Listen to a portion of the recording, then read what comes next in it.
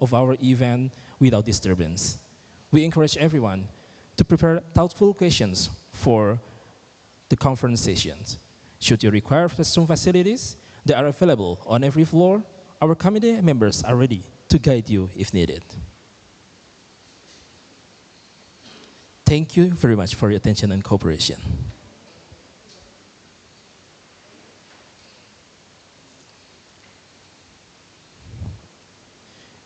Your Excellencies, Deputy Foreign Minister of Republik Indonesia, Arif Hafaz Ugrosono, Honorable Dr. Renat Diansari Utami, SPSI, MA, as Director of Directorate of International Office and Partnership, Universitas Islam Indonesia, present on behalf of Rector Universitas Islam Indonesia. Honorable, the Chairperson of the Indonesian Society of International Law Lecturers, Isill, in this occasion will be represented by the Secretary of Isill, Professor Diana Puspitawati, SH, LLM, PhD, from Faculty of Law, Universitas Brawijaya. The Honorable Dean of Faculty of Law, Universitas Islam Indonesia, Professor Dr. Budi Agus Riswandi, SH, MHum, and the Board of Leaderships. Honorable, the Head of Committee, Professor Nandang Sutrisno, SH, LLM, MHum, PhD, from Faculty of Law, Universitas Islam Indonesia. The Honorable Professor I Gusti Ngurah Parikesit Widyateja, SH, MHum, LLM, PhD, from Faculty of Law, Universitas Udayana, Bali, as Speaker. The Honorable Associate Professor Dr. Muhammad Hazmi Muhammad Rusli, from Faculty of Sharia and Undang-Undang, University Science Islam Malaysia, as Speaker. Honorable Nguyen Thi Hong Yen, PhD, Lecturer at Hanoi Law University, as Speaker. Honorable Professor Dr. Andra Sri Wartini, SH, MH, PhD, from Faculty of Law, Universitas Islam Indonesia, as Speaker. The Honorable Nur Gemilang Mahardika, SH, LLM, who is serving as the moderator for today's international conference. And of course, we are also honored by the presence of all fellow academic leaders, lecturers, and also distinguished guests coming from universities all over the world. Bismillahirrahmanirrahim. Assalamualaikum warahmatullahi wabarakatuh. Good morning, and may peace be upon us all. Alhamdulillahi Rabbil Alamin, alhamdulillahilladzi anzala ala abdihil kitaba natiqan bil hikmati wa fasl khitab wa wa'ada qari'ahu 'azama as-sawab wa ja'ala man ittaba'u salikan tariqas sawab. All praise and gratitude be to Allah Subhanahu wa Ta'ala, the most gracious, the most merciful, the one who has blessed us with countless favors, the gift of health, the blessing of knowledge, and the opportunity to gather here today in the spirit of academic pursuit and cross-cultural friendship. It is only by Him that we are able to be here to share insight and to strengthen the bonds between nations through the spirit of learning and collaboration. Peace and salutation, salawat and salam, be upon to our Prophet Muhammad sallallahu alaihi wasallam, who has taught us with kindness, wisdom, and compassion, and His teaching inspire us to seek knowledge and to uphold justice and integrity in every aspect of our lives. Ladies and gentlemen, allow me to introduce myself. My name is Farhan, and it is a great honor for me to serve as your Master of Ceremony for today's spectacular occasion, International Conference, Call for Papers, and Indonesia Society of International Law Lecturers, Isill Annual Meeting 2025. Please give a round of applause. This agenda is the result of joint effort between the Department of International Law, Faculty of Law, Universitas Islam Indonesia, and the Indonesian Society of International Law Lecturers, Isill. Before we move forward, allow me to briefly present the structure of today's event. The first, opening session. The second one, Holy Quran recitation. The third, singing the Indonesian national anthem and the hymn of Universitas Islam Indonesia. The fourth, implementation report from the head of committee. The fifth, greetings by the chairperson of Indonesian Society of International Law lectures Isill. The sixth, welcome speech and formal commencement by the Dean of Faculty of Law, Universitas Islam Indonesia.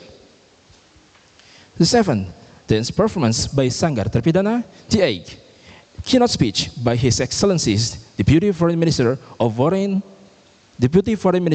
Republic Indonesia. And the ninth, the photo session and exchange of token of appreciations. The 10th, International Conference Plenary Session. The 11th, interactive question and answer session, and closing. Let us embrace this day with enthusiasm, open heart, and strong commitment to learn from each other. And let us recite the opening by reciting Basmalah together. Bismillahirrahmanirrahim. To bless our gathering, let us now listen to the beautiful recitation of Holy Quran by Brother Zaki Taqiyuddin. To Brother Zaki Taqiyuddin, the stage is yours.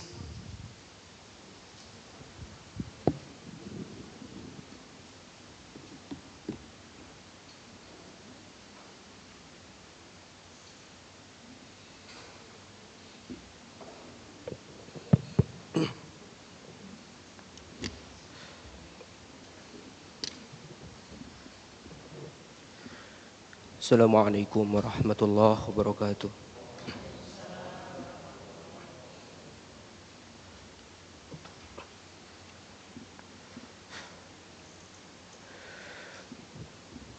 أعوذ بالله من الشيطان الرجيم.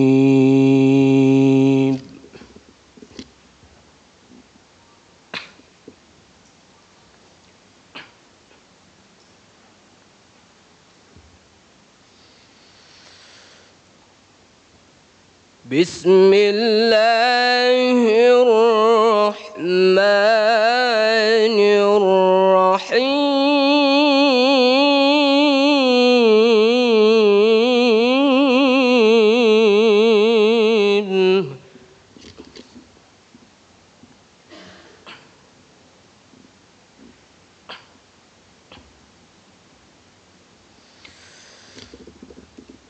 لو أنزلنا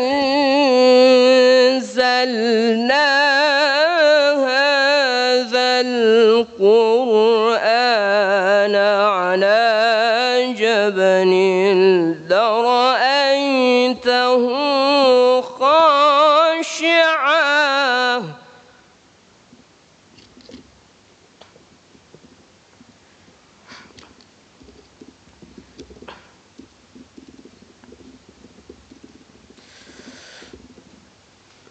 لرأيته خاشعا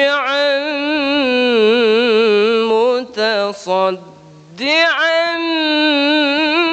من خشية الله.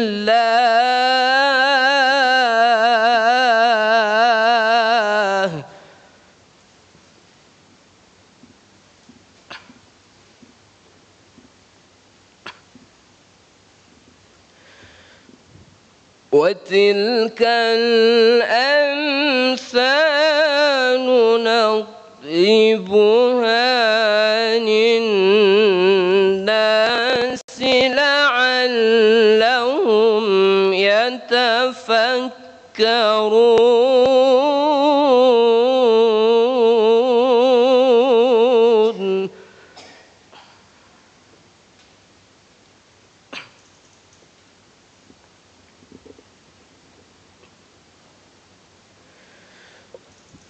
هو الله الذي لا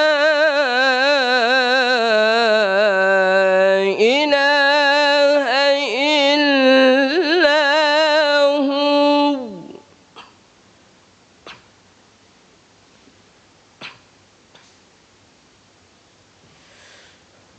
عالم الغيب والشهادة هو الرحمن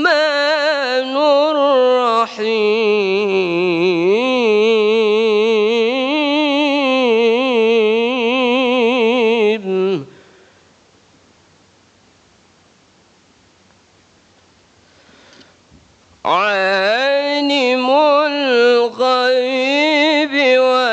الشهادة هو الرحمن الرحيم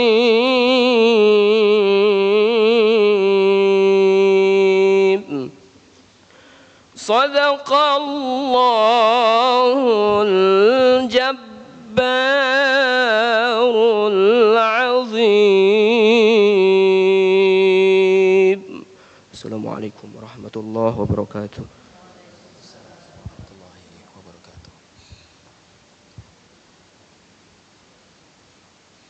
Thank you, Brother Zaki, for the beautiful and heartfelt recitation. May it bring light and guidance to our hearts today. Amin, amin, ya rabbal alamin. Ladies and gentlemen, we now invite you all, please stand and sing together the Indonesian National Anthem Indonesia Raya, followed by the hymn of Universitas Islam Indonesia. To all the other audience, please stand up.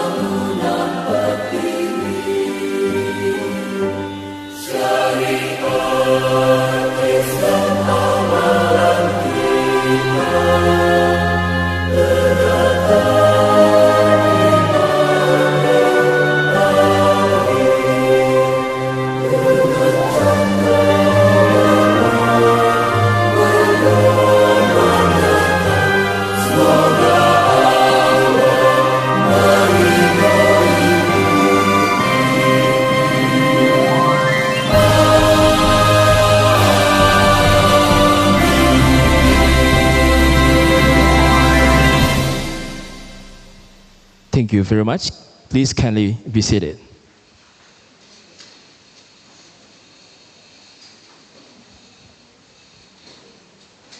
Distinguished speakers, these ladies and gentlemen, we now proceed to the greetings and remarks session. The first, we invite for the head of committee, for implementation report of International Conference Call for Papers and Indonesian Society of International Law Lectures Isill Annual Meeting 2025. In this occasion, will be represented by Associate Professor Dodik Setiawan Nur Herianto, SH, MH, LLM, PhD, as the lecturer in Department of Law and also serve as the head of Undergraduate Study Program in Law, Faculty of Law, Universitas Islam Indonesia. The time is yours.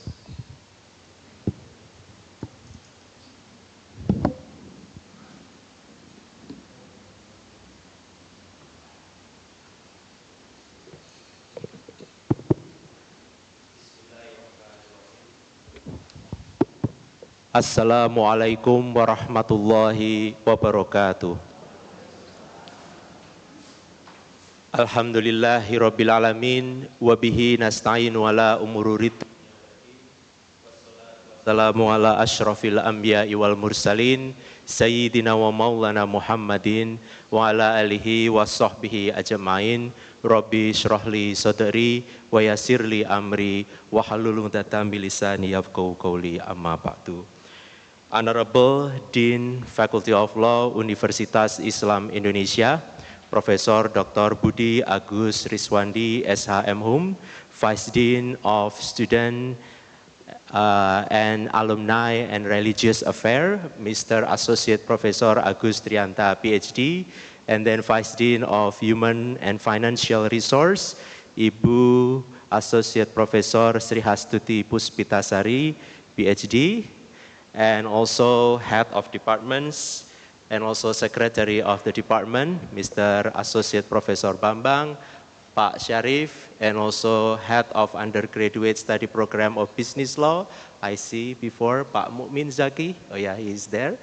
And then also our honorable speakers, Professor I Gusti Ngurah Parikesit Widya Teja, SH, MHum, LLM, PhD. Thank you for coming from Udayana University.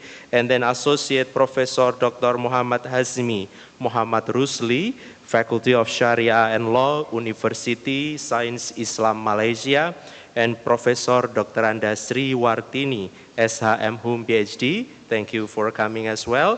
And our colleague who is now joining via online from Vietnam, Oyanti Hong Yen, PhD from Hanoi Law University.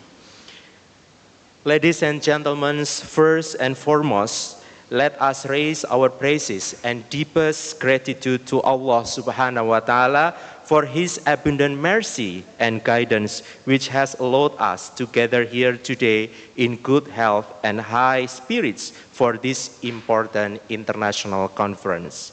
Peace and blessing be upon our beloved Prophet Muhammad Sallallahu Alaihi Wasallam, whose noble example continues to inspire us pursuit of justice, knowledge, and humanity. May we always remain among those who benefit from his intersection, both in this world and the life hereafter. Amen. Distinguished guests, esteemed colleagues, ladies and gentlemen, on behalf of Universitas Islam Indonesia, we would like to express our sincere appreciation for your presence and participation in this conference with very important and very strategic issues to discuss on international law under the shadow of state unilateralism, current development. We are honored to serve as the host institution for this important gathering and are especially grateful and respectful for the collaboration with the Indonesian Society of International Law Lectures. Before we proceed further, allow me to extend our prayers and thank you for the very kind support from our head of the committee, Professor Dr. Nandang Sutrisno, SH, MHum, PhD, who is currently unwell, but he still insists to come to this place. Please stand up, Prof. And thank you very much for the wonderful support in organizing this conference. I know that you are unwell since last night. He was named in the hospital yesterday, but he's trying to do his best to come to this place just to welcome all of us. So now I'm here just only acting to represent him as the head of the committee. This conference brings together approximately 87 participants, not only across Indonesia, but also all around the world. We are delighted to welcome attendees from Universitas Syah Kuala, from the northern part of Indonesia, and also from Universitas Peking from China. Such diverse representation underscores the global significance of today's theme and the shared commitment of scholars to engage a meaningful dialogue on the state of international law. Ladies and gentlemen, we cannot turn a blind eye to one of the most glaring illustrations of state unilateralism in recent times. Currently, we have the case of the state of Israel in the occupied Palestinian territories. Universitas Islam Indonesia defend its own point that there is an actions that we need to stand up today, and we never stop for these actions to support our Palestinians for peace, international peace, and justice. These actions, which includes forced displacement, settlement expansion, and indiscriminate military operations, represent a clear violation of international humanitarian law, the Geneva Conventions, and numerous UN international treaties, though soft laws and hard laws. As international law scholars, we bear the moral and academic responsibility not only to analyze these violations, but also propose concrete steps for the international community to uphold justice, ensure accountability, and restore the rule of law.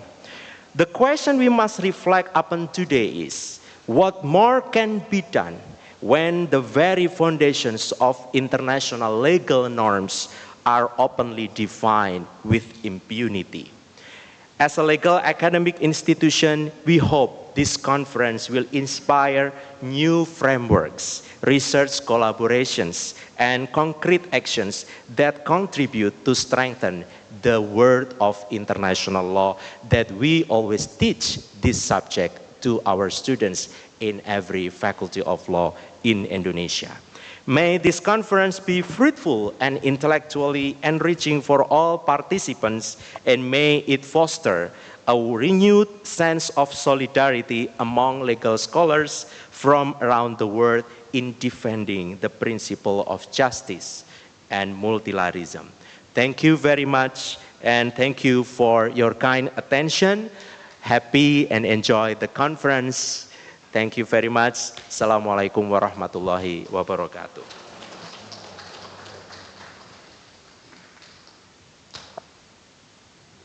Thank you for the reports from the representative of the committee. The next session is greetings by the chairperson of the Indonesian Society of International Law Lecturers, Isill.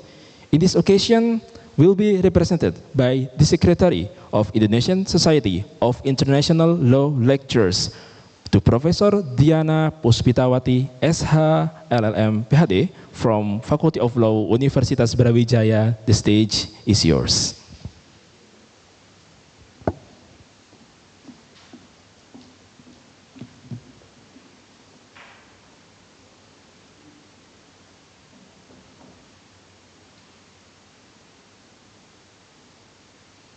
Bismillahirrahmanirrahim. Assalamualaikum warahmatullahi wabarakatuh. Distinguished guests, respected colleagues, ladies and gentlemen. First of all, let us express our gratitude to Allah Subhanahu wa Ta'ala that today we can gather here in a very good condition, in a very sunny day. On the behalf of International Law Lecturer or Isill, allow me to extend our deepest gratitude to the Faculty of Law, Universitas Islam Indonesia, especially deans, vice deans, academics, especially committees to organize this conference. Thank you for the graciously hosting the important event.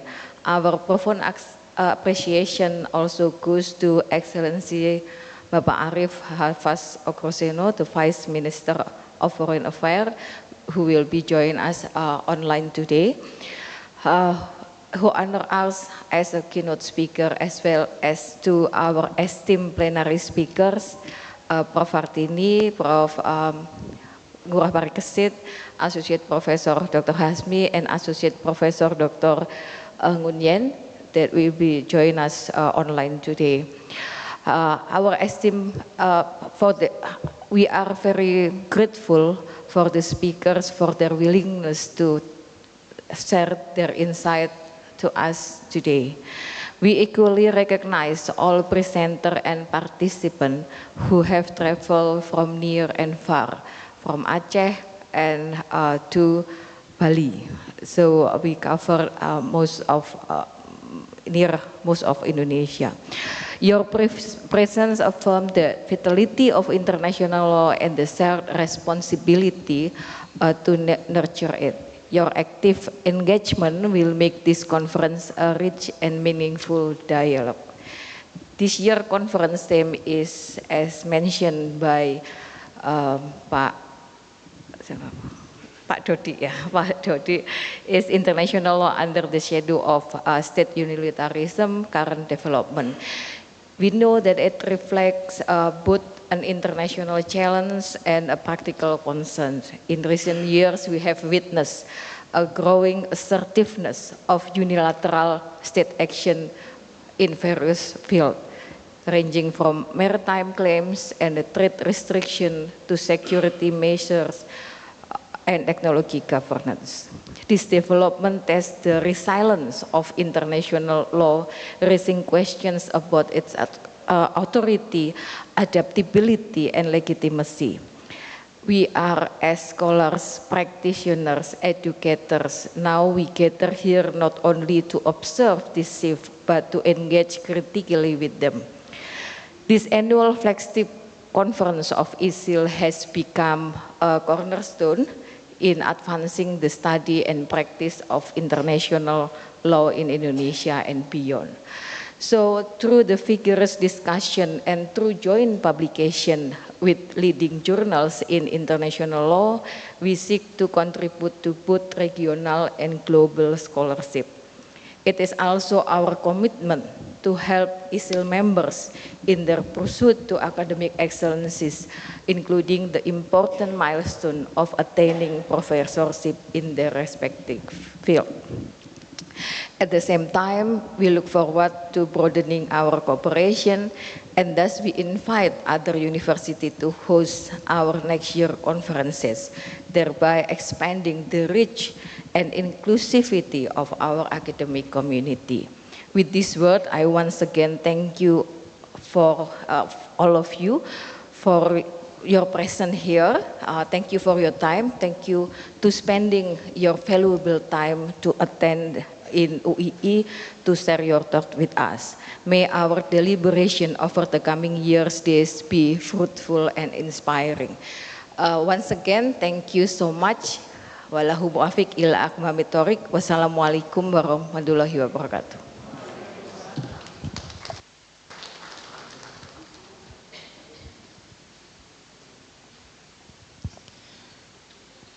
Thank you for the greetings.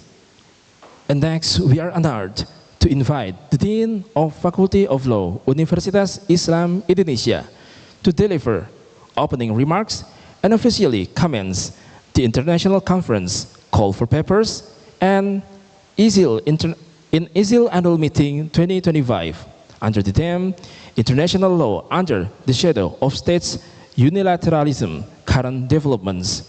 To Professor Budi Agus Riswandi, the time is yours.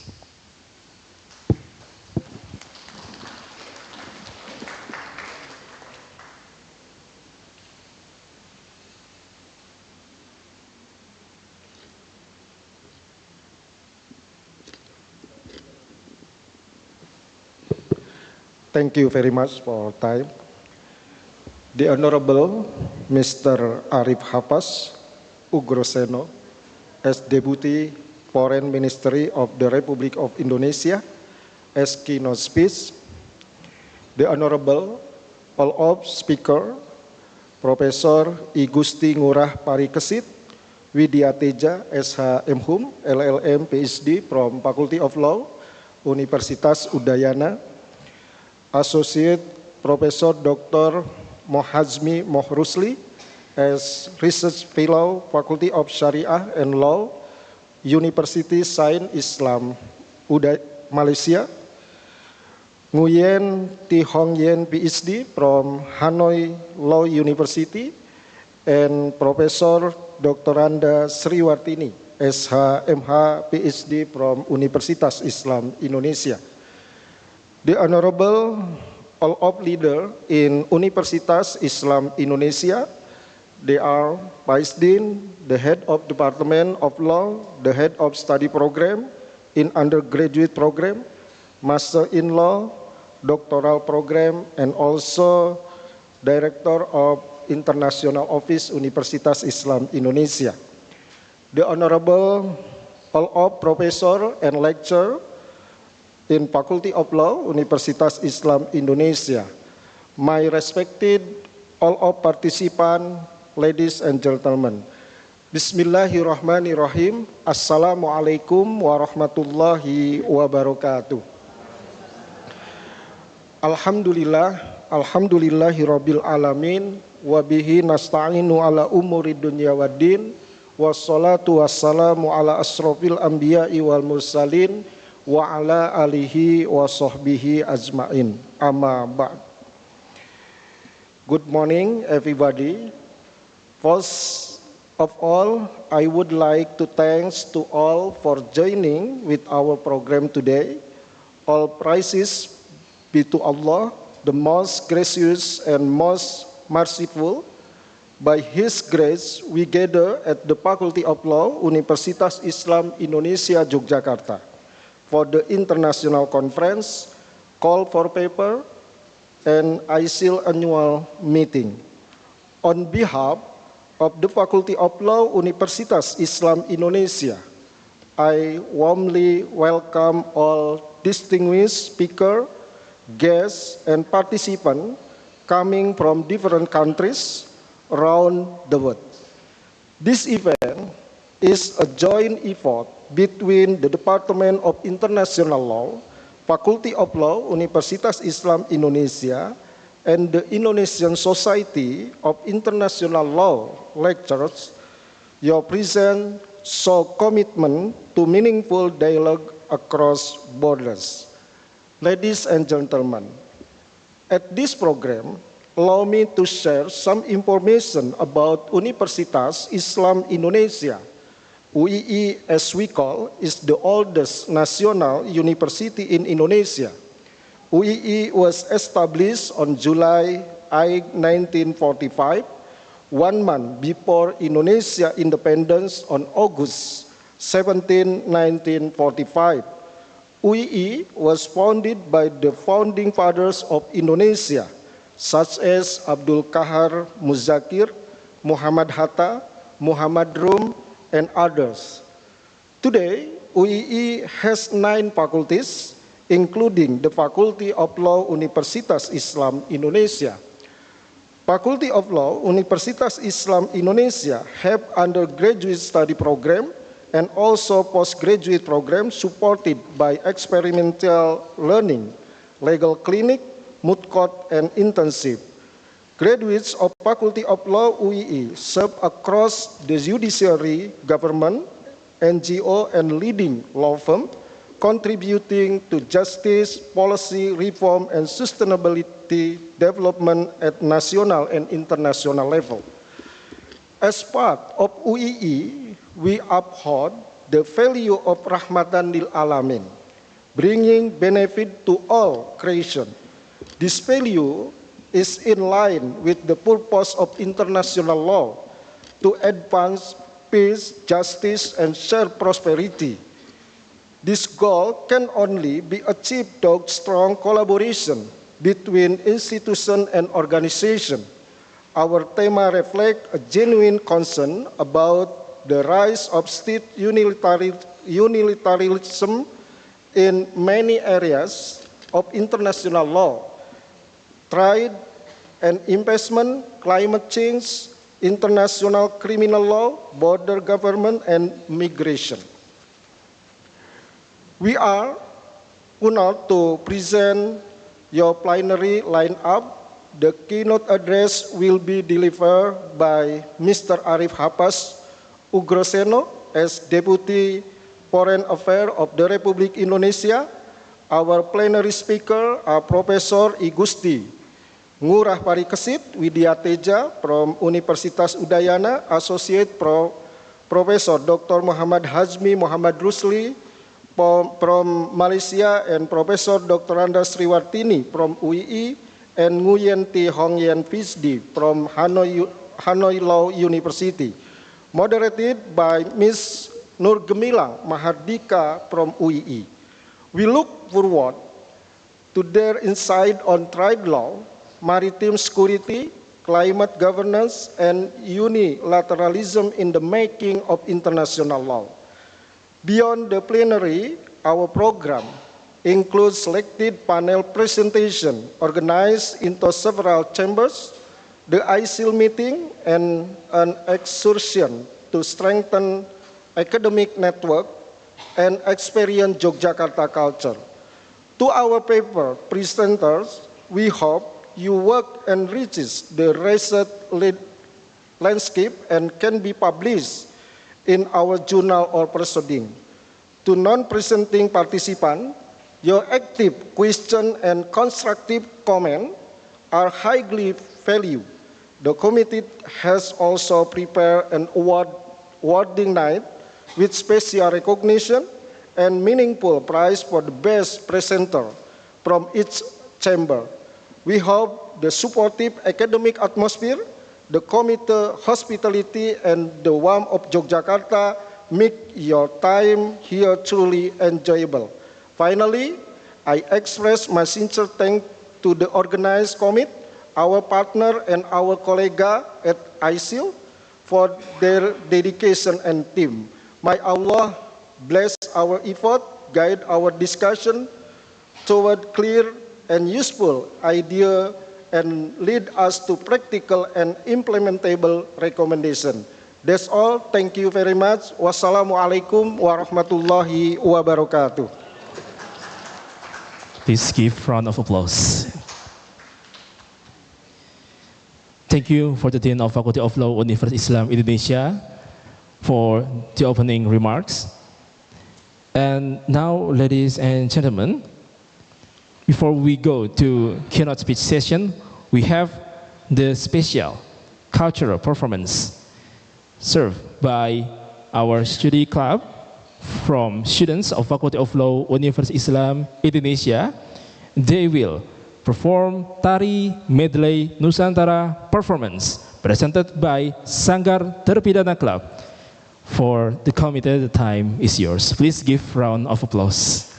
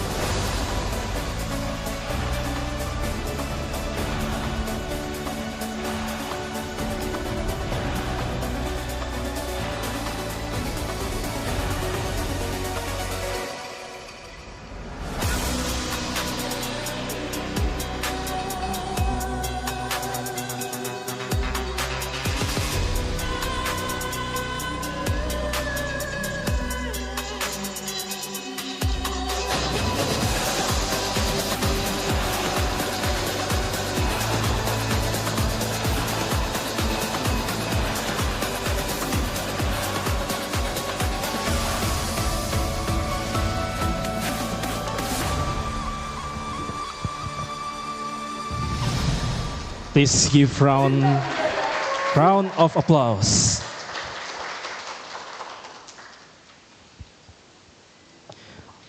Thank you for the spectacular and stunning performance. In addition, besides studying law, the student also strive to introduce Indonesian culture to the global stage, aiming to showcase the richness and diversity of Indonesia's cultural heritage to international community. Their efforts contribute for fostering a deeper understanding and appreciation of Indonesian tradition, values, and practice on a global scale. Dear ladies and gentlemen, now we are honored to listen the keynote speech by His Excellency's Deputy Foreign Minister of Republik Indonesia, Arif Hafaz Ugrosono.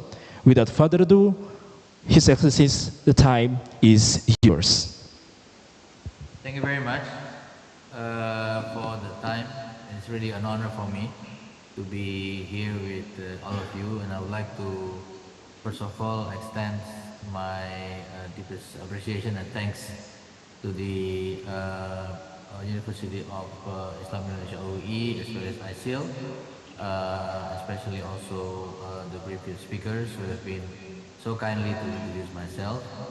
And also I would like to give appreciation for this recent cultural opening. It's really great to see them performing before this academic conference. And today I would like to touch upon the issue of the role of Indonesia, or what is for Indonesia in terms of the current geopolitical thinking, whereby international law is somewhat under situation of unilateralism. I would like to first of all touch the very common perceptions in the public, domestic and international, that international does not work. I think I hear that in many different occasions.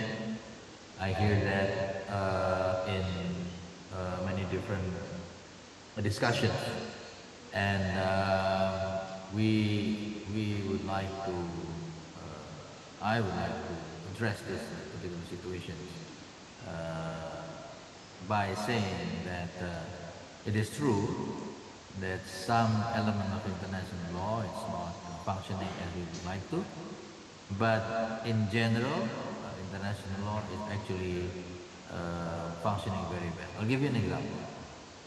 The flights that many of you are taking from wherever you are to Yogyakarta uses the international law, the ICAO, the laws and regulations, the treaties that are being discussed and are being decided in the International Civil Aviation Organization.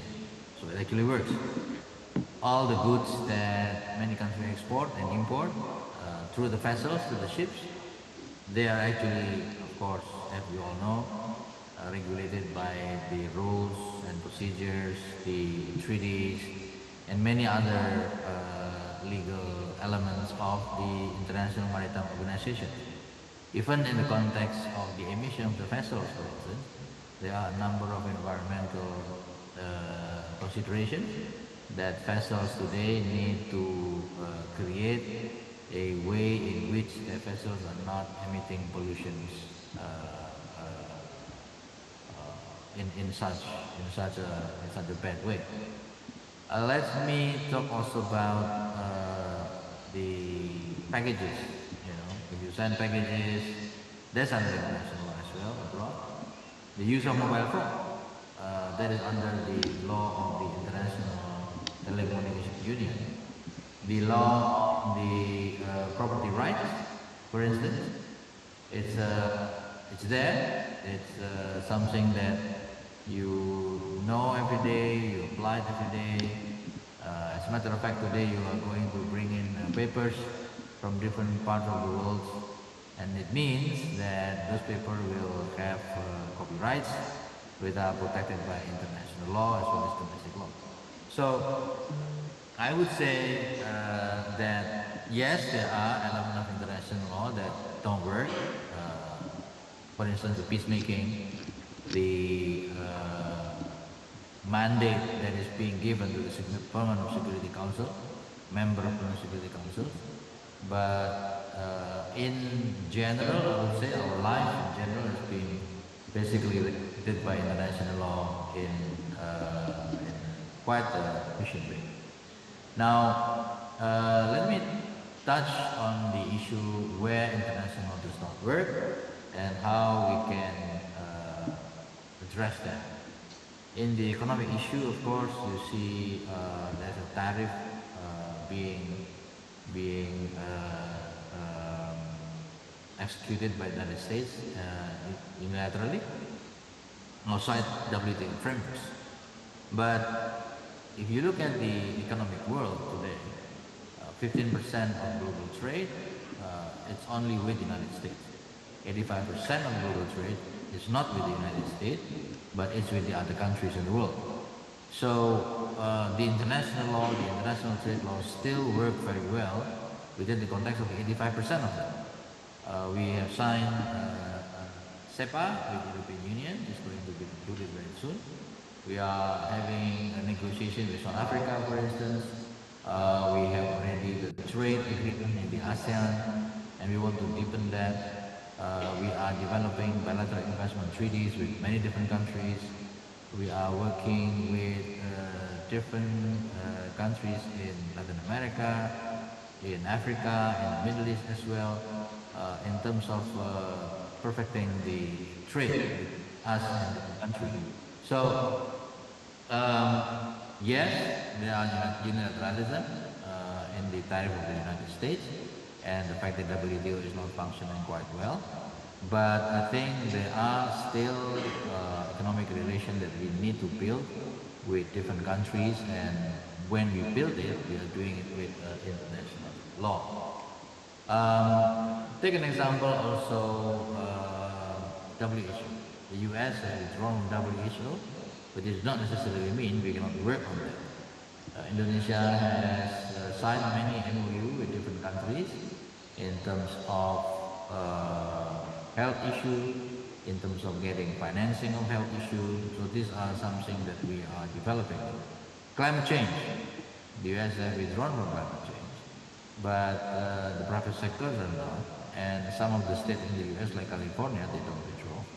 So it means that we can still work with developed nations, with the business communities on the climate change issue. I'll give you an example, a concrete example. I was in Nice for the World Ocean Conference, the UN Ocean Conference, the UNOC. And in UNOC, Indonesia launched what we call the coral reef bond. Okay, it's a coral reef bond. It's financing for coral reef, but it's not coming like the model of sovereign bond, but it comes from a rather unique bond where the World Bank is making the underlying treaty, and foreign banks in Europe is actually operationalizing it, getting the money and investing it. So again, this is a type of international investment and trade law that actually works in terms of the climate change. Give you an example while we are talking about the ocean, for instance. Indonesia, of course, has a very strong role in the UNCLOS. We are the founding father of the Archipelagic Island States, and now we are moving forward to create a forum called the Coastal State Alliance. It's a coastal state of many countries in the Indian Ocean to manage fishery. This is coastal state within the Indian Ocean Tuna Commission. So this is another example where actually we are working in different modes, in different area, in terms of the trade, in terms of the environment, in terms of law of the sea, in terms of health cooperation, and in terms of climate financing, something that we actually are working on it on the basis of international law. What does it actually mean? Actually means that our approach to unilateralism and our approach to how we employ international law, number one is that we are pragmatic, we are not ideological, we have to accept the reality, but we need to adapt it. And number two, leadership through initiative. We are very proactive, we are not reactive. For instance, in terms of critical minerals, in terms of resources, Indonesia actually created a fund for critical raw mineral producing countries. And also when we are looking at the relationship with different countries, we are trying to de-risk, we are trying to create more partnerships with different part of the world. We are part of BRICS, but we are also part of the OECD. So these are all a way, to organize ourselves in terms of being pragmatic, not ideological, creating leadership, and of course we maintain our sovereignty with responsibility. Now, how to move forward? I think it's a very good way of discussions in UEE, Jogja today, and Isill.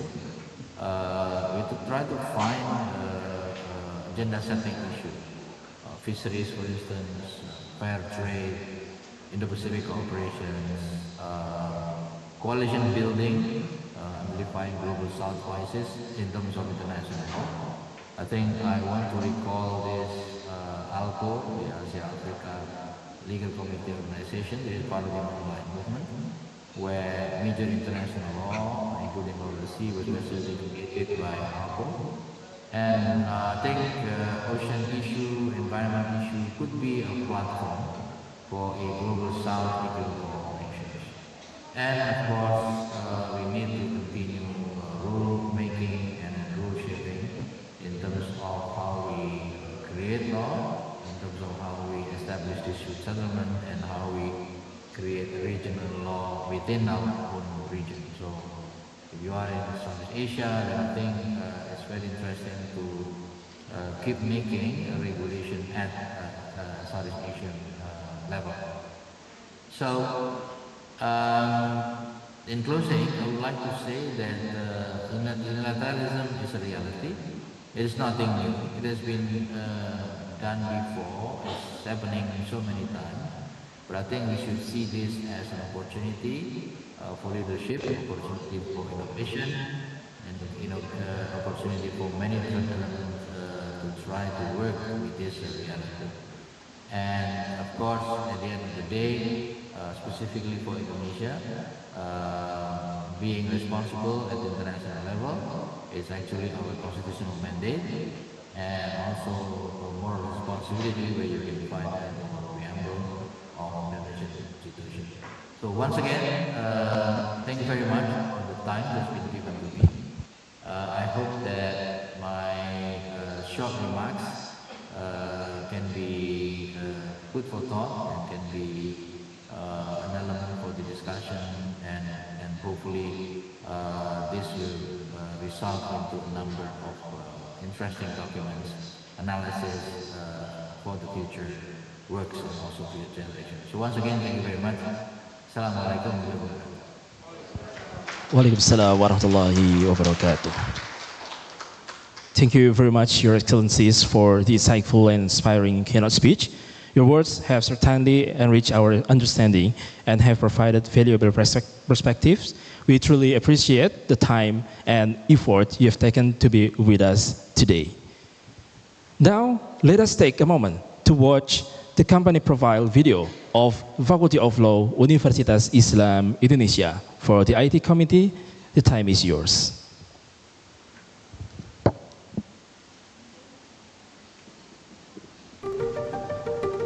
Hukum di Indonesia menjadi berwarna sejak hadirnya para pendekar hukum ini. Mereka tidak hanya sekedar bekerja menegakkan hukum, tetapi juga menjaga marwah keadilan. Mereka lahir dari sekolah hukum tertua di Indonesia.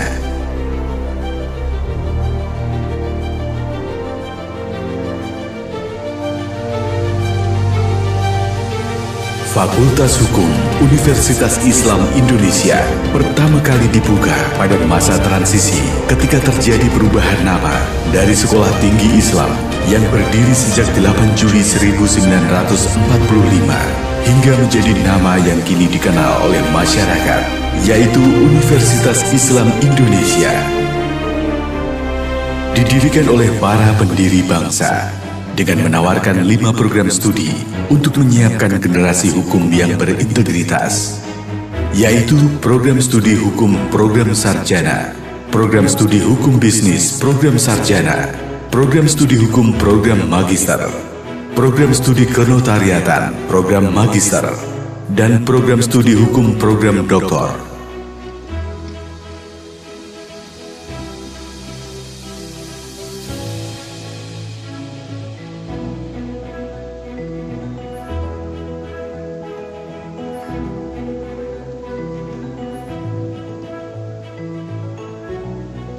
Nuansa pendidikan tidak hanya menekan kepada aspek keilmuan teoritis, namun kemampuan praktis dalam bidang hukum. Fakultas Hukum UII juga menawarkan program khusus profesi advokat dan pelatihan-pelatihan hukum bersertifikat sebagai bekal mahasiswa bekerja di dunia hukum. Sebagian besar program studi kini telah mendapatkan akreditasi unggul dari Badan Akreditasi Nasional Perguruan Tinggi serta terakreditasi internasional. Hal ini menunjukkan bahwa kurikulum dari program studi yang ada di Fakultas Hukum UII telah diakui integritasnya dalam memberikan pengajaran mengenai hukum bagi mahasiswanya. Fakultas Hukum Universitas Islam Indonesia kini menghadirkan program studi baru yang terakreditasi baik oleh Badan Akreditasi Nasional Perguruan Tinggi, yaitu program studi hukum bisnis program sarjana yang bertujuan untuk menghasilkan sarjana hukum yang berakhlakul karimah dan kompeten dalam bidang hukum bisnis yang berkonsentrasi pada teknologi, hak kekayaan intelektual, dan bisnis syariah. Riset dan diskusi hukum menjadi budaya akademik Fakultas Hukum UII yang tumbuh dan berkembang melalui pusat-pusat studi sehingga mahasiswa merasakan pengalaman pembelajaran di luar ruang kelas. Langkah demi langkah terus ditempuh hingga akhirnya dapat memberikan prestasi-prestasi yang gemilang. Prestasi-prestasi yang telah diperoleh Fakultas Hukum Universitas Islam Indonesia. Mahasiswa berkesempatan untuk mendapatkan pengalaman belajar di kampus-kampus mitra Fakultas Hukum UII, baik di dalam negeri maupun di luar negeri, dari Asia Tenggara hingga benua Eropa. Alumni Fakultas Hukum UII telah menyebar ke seluruh pelosok negeri dan bahkan di negara lain dengan beragam profesi, baik praktisi hukum, akademisi, dan pegiat masyarakat yang siap untuk menjadi agen pembangunan. Siapkah saudara menjadi pendekar hukum berikutnya?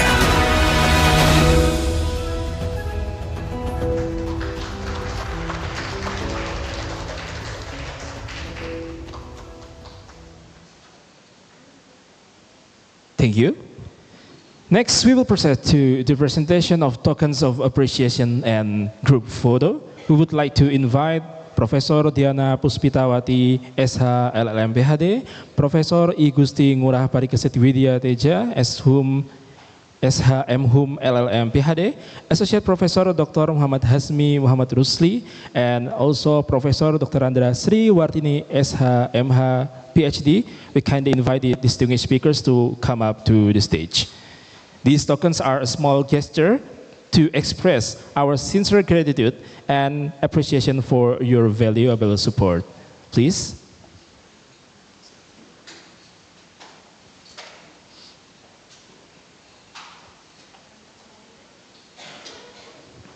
The tokens will be presented by the Dean of Faculty of Law, Universitas Islam Indonesia. For the IT staff and the committee, the time is yours. And for Professor Nandang, we invite you to kindly come up to the stage to give the token of appreciation. Thank you, Professor.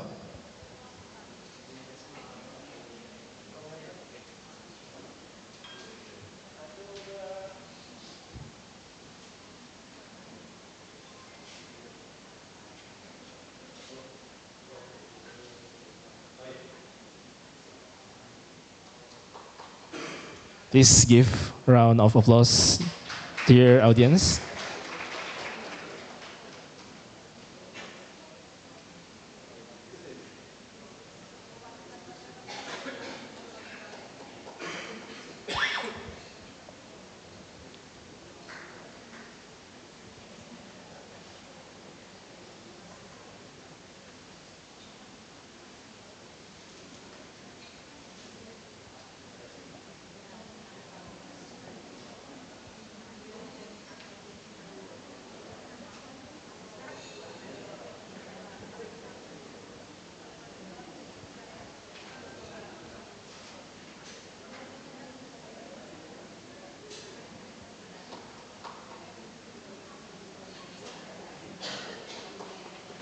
Please give a round of applause again. Yeah, thank you. And the last one.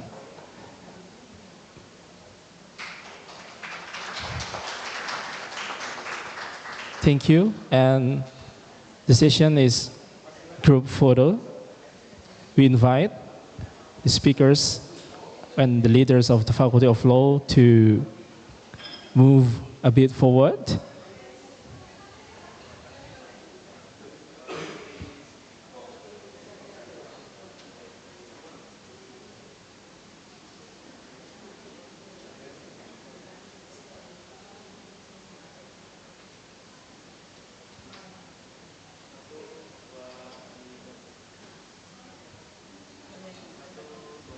Big smile.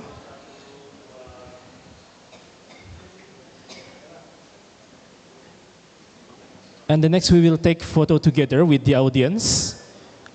Okay, please for the committee to manage the photo together with the audience. Yeah. For all the audience, you may still on your position.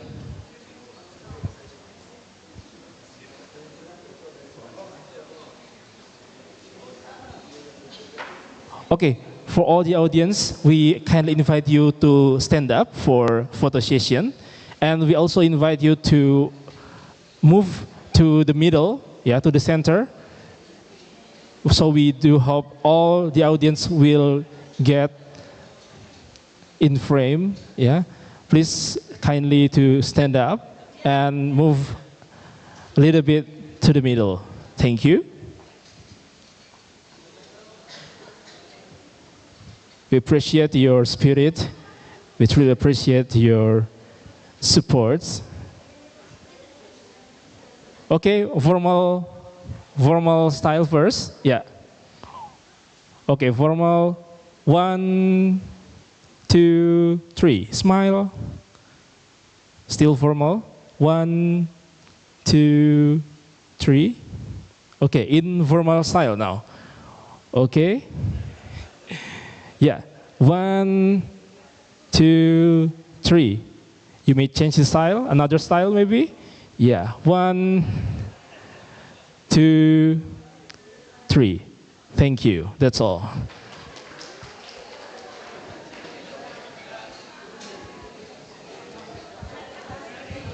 The audience, you may kindly be seated.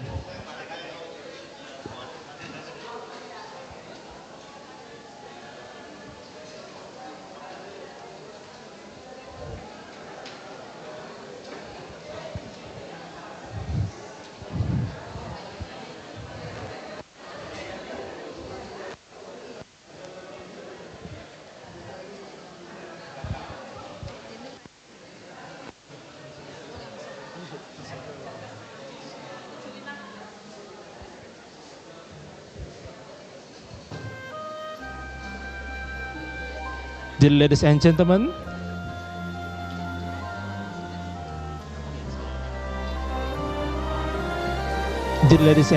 after this we will hold the international conference, but we also have the snacks and also the coffee. So if you want to take the coffee to bring it to inside the auditorium, you may bring it now, because after 1 minute we will start the international conference soon. Thank you. And we do hope all the audience not to get out from this room, because we will start the conference after seconds. Thank you.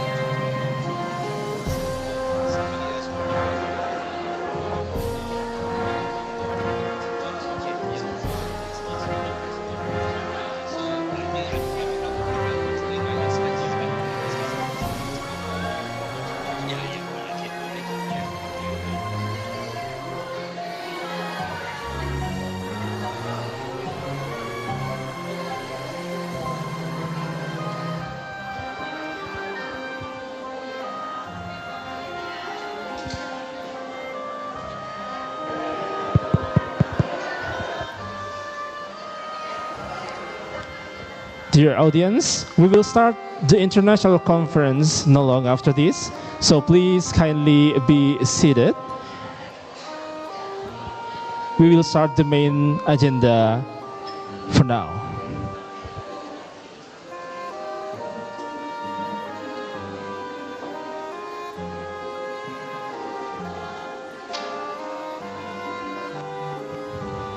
And for the audience who's still outside the auditorium, we kindly invite you to come back to the auditorium, because the next session will start soon.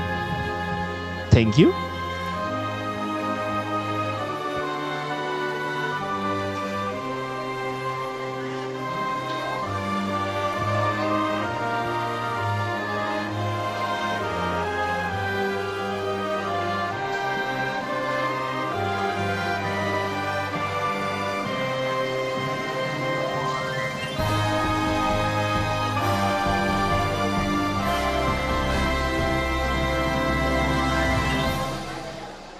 distinguished speakers, dear ladies and gentlemen, we move on to the main academic session of today's event, International Conference, Call for Papers, and Isill Annual Meeting 2025, International Law under the Shadow of States Unilateralism, Current Developments. This exciting session will be guided by a remarkable moderator, Nur Gemilang Mahardika, SH LLM. She is currently preserved as junior lecturer at the Department of International Law, Faculty of Law, Universitas Islam Indonesia. She is the founder and director of Juanda Center for Maritime and Air Law Studies, bachelor's degree from International Program, Faculty of Law, Universitas Islam Indonesia, and master degree in International Economic Law from University of Melbourne, Australia. Who will lead our discussions with distinguished speakers? The first speakers, Profesor I Gusti Ngurah Parikesit Widya Teja, SH MHum LLM PhD from Universitas Udayana, will present Trump Unilateral Tariff Policy Obliterating International Trade Law. The second speaker, Associate Professor Dr. Muhammad Hasmi Muhammad Rusli, Research Fellow, Faculty of Sharia and Law, University Science Islam Malaysia, will present Unilateral Interpretation of Maritime Security Exceptions, Safeguarding Sovereignty, or Undermining Legal Certainty. The third speaker, Professor Dr. Andra Sri Wartidi, SH MHum PhD, from Faculty of Law, Universitas Islam Indonesia, will present Climate Change and States Unilateralism, a critical legal analysis. The fourth speaker, Nguyen Thi Hong Yen, PhD, from Hanoi Law University, will present Unfriendly States Unilateralism in the Development of International Law. Without further delay, we hand over this session to our esteemed moderator, Nur Gemilang Mahardika, SH LLM. The floor is all yours.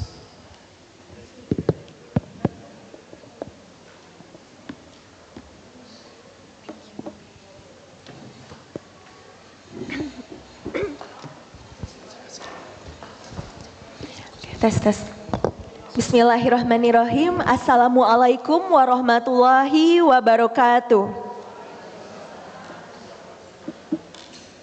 Ladies and gentlemen, Bapak Ibu yang kami hormati, our distinguished speakers, our beloved guests, our beloved participants. Since the early days of its formation, the very notion of international law was founded on the bedrock of collective understanding. This soul of collective understanding is apparent in the formal creation process of treaty, our primary source of international law, where it relies solely on state consensus. Even beyond the text of treaties, the other source of international law that does not necessarily require formal process, namely the customary international law, still, in fact, requires collective belief that this is the law. From these two points of view, we have come a long way to realize that collectiveness is the very soul of international law. However, this soul of collectiveness is threatened by the emergence of the notion of state unilateralism. This threat, however, it's nothing new in the realm of international relations, in the realm of geopolitics. It's just that us, the international community, has only come to realize the emergence of unilateralism back in mid-2018 when the US and China declared their first trade war, and ongoing up to this day. So, which is why under the collaboration of Indonesian Society of International Law Lecturers, together with Faculty of Law, Universitas Islam Indonesia, we have invited our distinguished speakers with us this morning, who bless us with their presence in physical beings as well as in spirits. so that together we can assess whether the notion of state unilateralism is actually a threat to the advancement of international law, or whether, on the other hand, we can actually work around the idea of state unilateralism. So please join me to welcome our speakers. The first one, we have Professor I Gusti Ngurah Parikesit Widya Teja SHM Hum LLM PhD. The second, we have Associate Professor Dr. Muhammad Hazmi Muhammad Rusli. The third, we have, whom I believe will be joining us shortly, Professor Dr. Andasri Wartini SHM Hum PhD. And although she may be far from us, in another country, but she is close with us, Associate Professor Nguyen Thi Hong Yen, PhD from Hanoi, Vietnam. Okay, without further ado, let us start with our first speaker, Professor I Gusti Ngurah Parikesit Widya Teja SHM Hum LLM PhD, whom I believe, because all of us here are bound together under the organization of Isill, and as Bapak Ibu here have been familiar with, specifically for his besties, Prof. Parikesit may be addressed as Prof. Sigit. Betul, Bapak? Okay. Please allow me to shortly read the biography of Prof. Sigit. Prof. I Gusti Ngurah Parikesit Widya Teja SHM Hum LLM PhD is the Professor of International Law at Faculty of Law Universitas Udayana in Bali. Prof. Sigit obtained his bachelor degree in law from Universitas Brawijaya, as well as his Magister of Humaniora, also from Universitas Brawijaya. And then he obtained his Masters of Law from the University of Washington, and finally his PhD from the University of Melbourne. Fellow alma mater, Bapak. Okay, ladies and gentlemen, I have a lengthy list of Prof. Sigit's publication, but it will take us all the way to this evening if I have to read them one by one. So please cue Prof. Sigit to kickstart our international conference this evening. Please, Prof. Sigit, the time is yours. Okay, thank you so much for the time and opportunity. Assalamualaikum warahmatullahi wabarakatuh. Salam sejahtera, Om Swastiastu, salam kebajikan, salam sehat for all participants. So I would like to say good morning. Thank you for your presence, for all colleagues, friends, speakers, and organizing committee for this special occasion. So in this, definitely it is my honor, my privilege to be here in the beautiful city of Yogyakarta, in the beautiful and elegant campus of Faculty of Law, University Islam Indonesia, in the international conference, call for paper, and Isill annual meeting on the international law under the shadow of state unilateralism, current development. So I'd like to guide you through a journey. The first is to show you about the historical root of U.S. Unilateral trade policy, and then examine the current measure adopted by the U.S. government.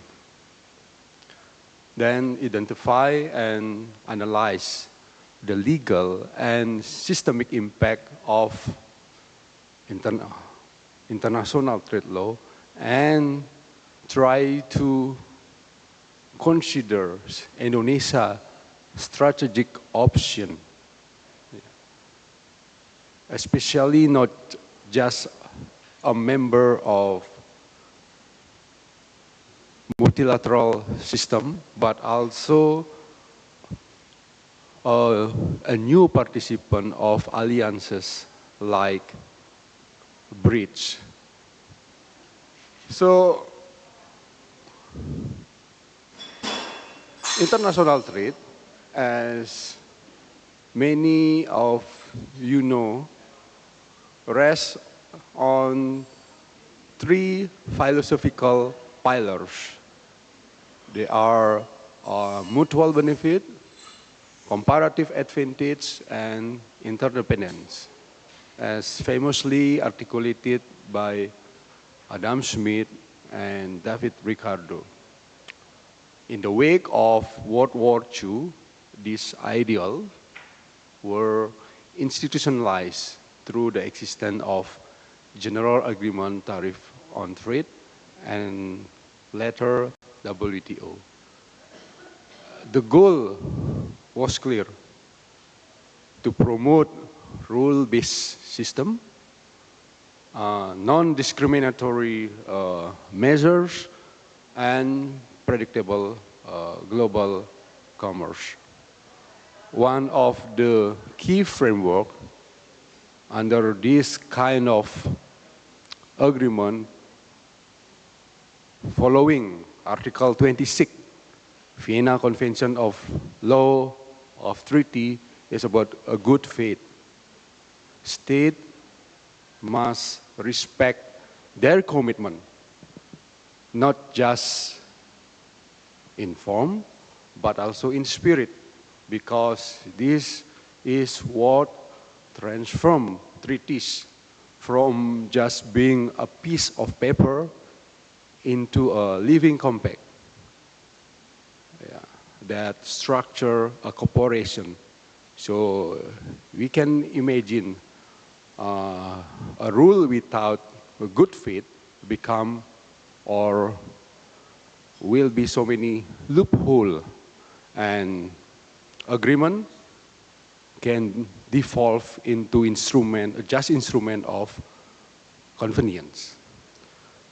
And in 2025, we see the drastic departure from this norm, where the President of United States, Donald Trump, extended certain tariff policy and imposed so-called reciprocal duties on key trading partner, including Indonesia, 32% at the first, although it's getting decreased up to 90%. And the US always say that this is fairness, although the reality is different.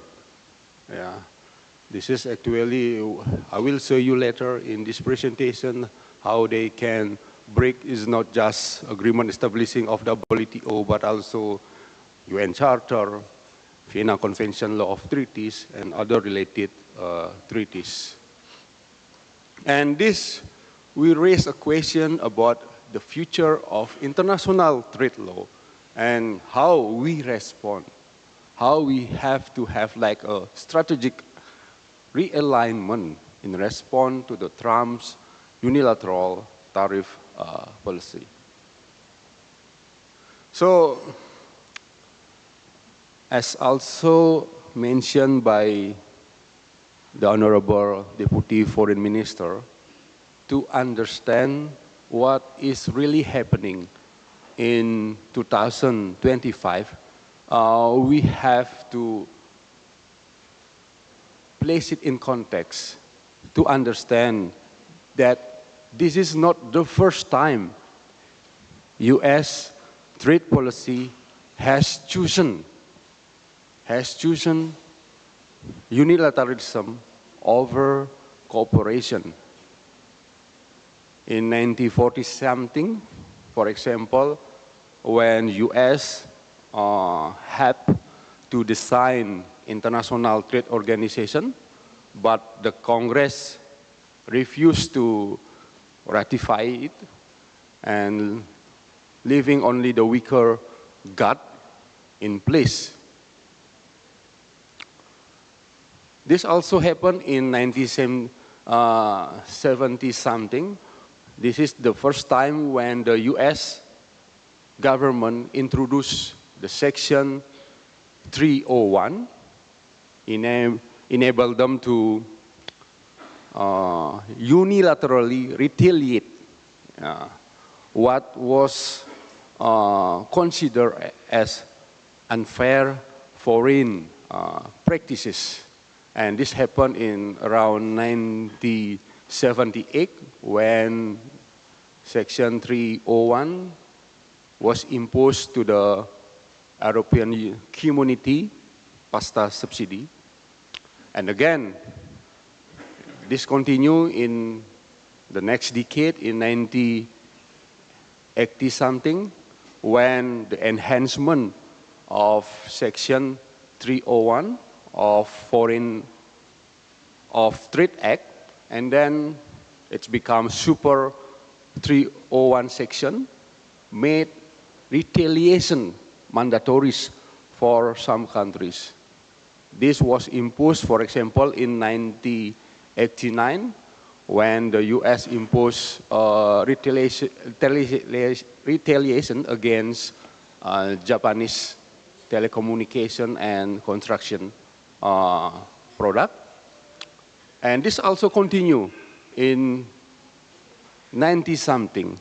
Although in this decade, in this era, the WTO dispute settlement system was born, but US kept unilateral tool in its domestic legislation. In 1995, for example, under Clinton administration, the US imposed 100% tariff over Japanese luxury car.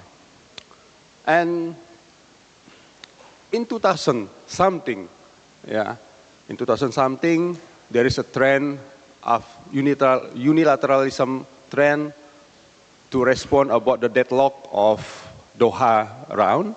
And in 2002, if I'm not mistaken, under George W. Bush administration, the US government imposed safeguard tariff, 30% on steel import. Although finally this measure was withdrew due to WTO decision. So this is reflect that, the US preference over unilateralism saw the persistent trend and now become a habit under the Trump, because it's no longer just a backup plan. This is the centerpiece of US trade policy. Bilateral deal, bilateral negotiation, and backed up by economic coercion. So this is the key measure that can be divided into four main actions. The first is the extension of tariff expiry deadline. Tariff were supposed to end in July and then extended in 1 August. Although it sound minor, but in international trade law, predictability is everything, and this move has disrupted. And we know the imposition of reciprocal tariff ranging from 25 until 40% as a matching foreign tariff burden. We also see the imposition of unilateral the tariff, the departure from multilateral dispute resolution, because all the tariffs were imposed without any proper consultation or reliant on WTO dispute settlement.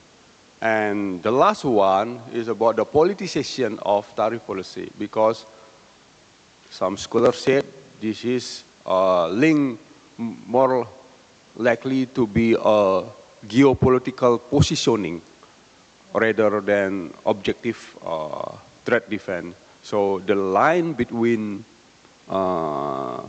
trade law and political leverage blur completely.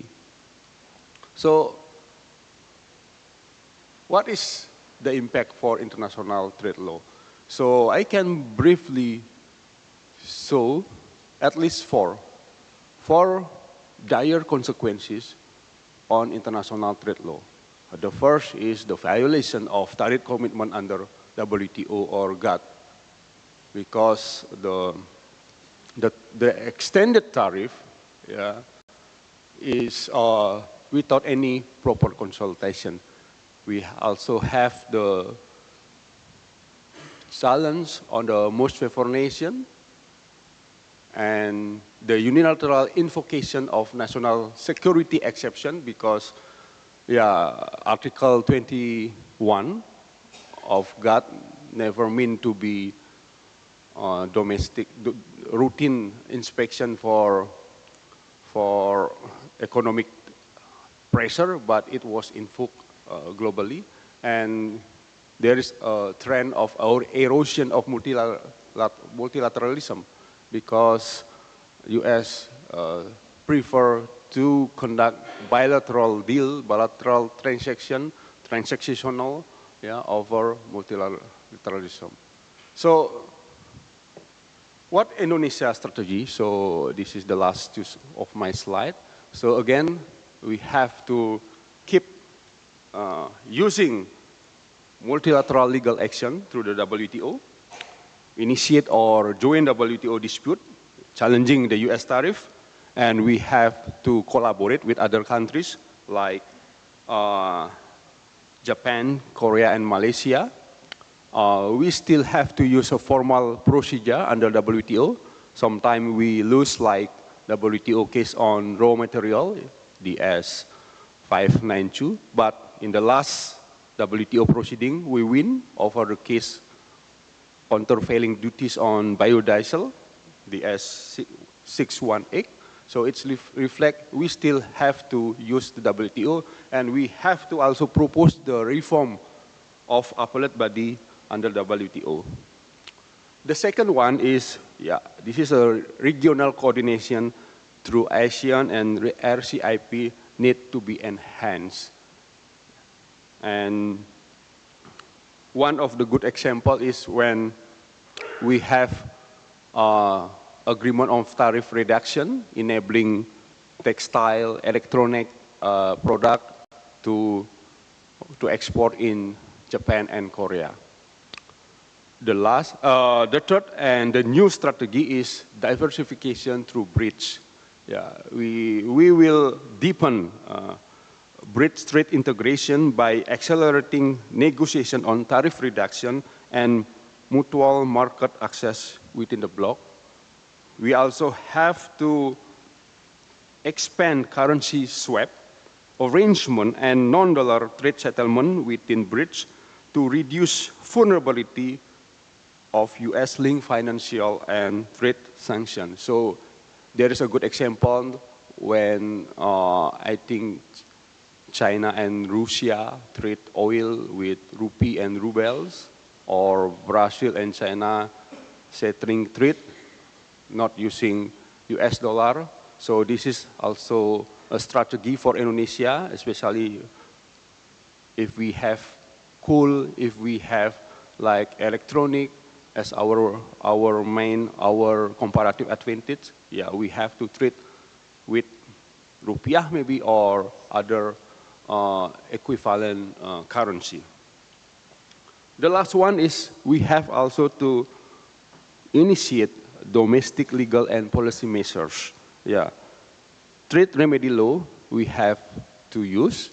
We have experience impose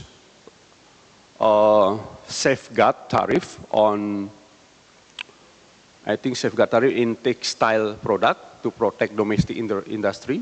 We also have a program Indonesian 4.0 to modernize industrial, especially in the food processing and electronic products. So it will create, it will endorse our competitiveness in the global market. So all those strategies must be simultaneously done to respond about the current state unilateralism imposed, especially by the US government. So to closing my presentation, Trump unilateral tariff policy is not just another trade dispute. It is a stress test for entire architect of international trade law. For Indonesia, the path forward is clear. Defend our legal right, diversify our legal partnership, adapt strategically while remaining supporter of principle comprehensive, predictive, and integrative trade rule. I think that's all my presentation, and for closing my presentation, I would like to address some pantun, and hopefully it will, losing down the tension, okay? So, watching Justin Hubner playing along Ivar Jenner, flying from city of Manchester to the city of Vancouver. Please always remember and never be surrender. If we stick together, Indonesia will fly better.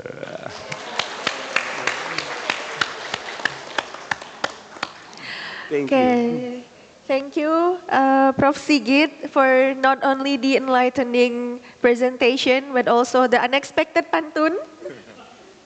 Okay, ladies and gentlemen, if I may highlight key takes that we can conclude from Prof. Sigit's presentation is that beyond the obvious that Trump's unilateral trade policy deviates from the long-standing notions of mutual understanding, of comparative advantages, of interdependentness, the one thing that we can pursue in this whole scheme, in this whole scenario is, quoting Prof. Sigit, strategic realignment. And one of the ways to conduct this strategic realignment, we could actually do strategic diversification.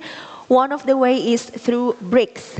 And present among us here, our very own lecturer, straight originally no KW from the US, Bapak Christopher Kaysen. I am pretty sure he has a lot to say regarding his government. So let's keep your questions as we will move forward to our second presentation of the day. Associate Professor Dr. Muhammad Hazmi bin Muhammad Rusli. Associate Professor Hazmi is the lecturer, university lecturer at University Sains Islam Malaysia in Bandar Baru in Negeri Sembilan.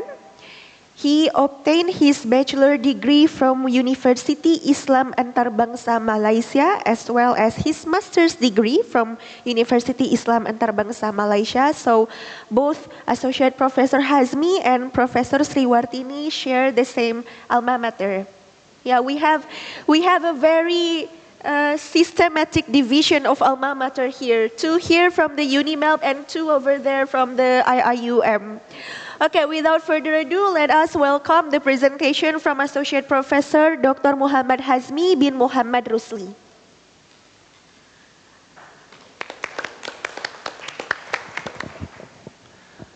Assalamualaikum warahmatullahi wabarakatuh. Waalaikumsalam. Good Morning, everyone. Selamat pagi. I would like to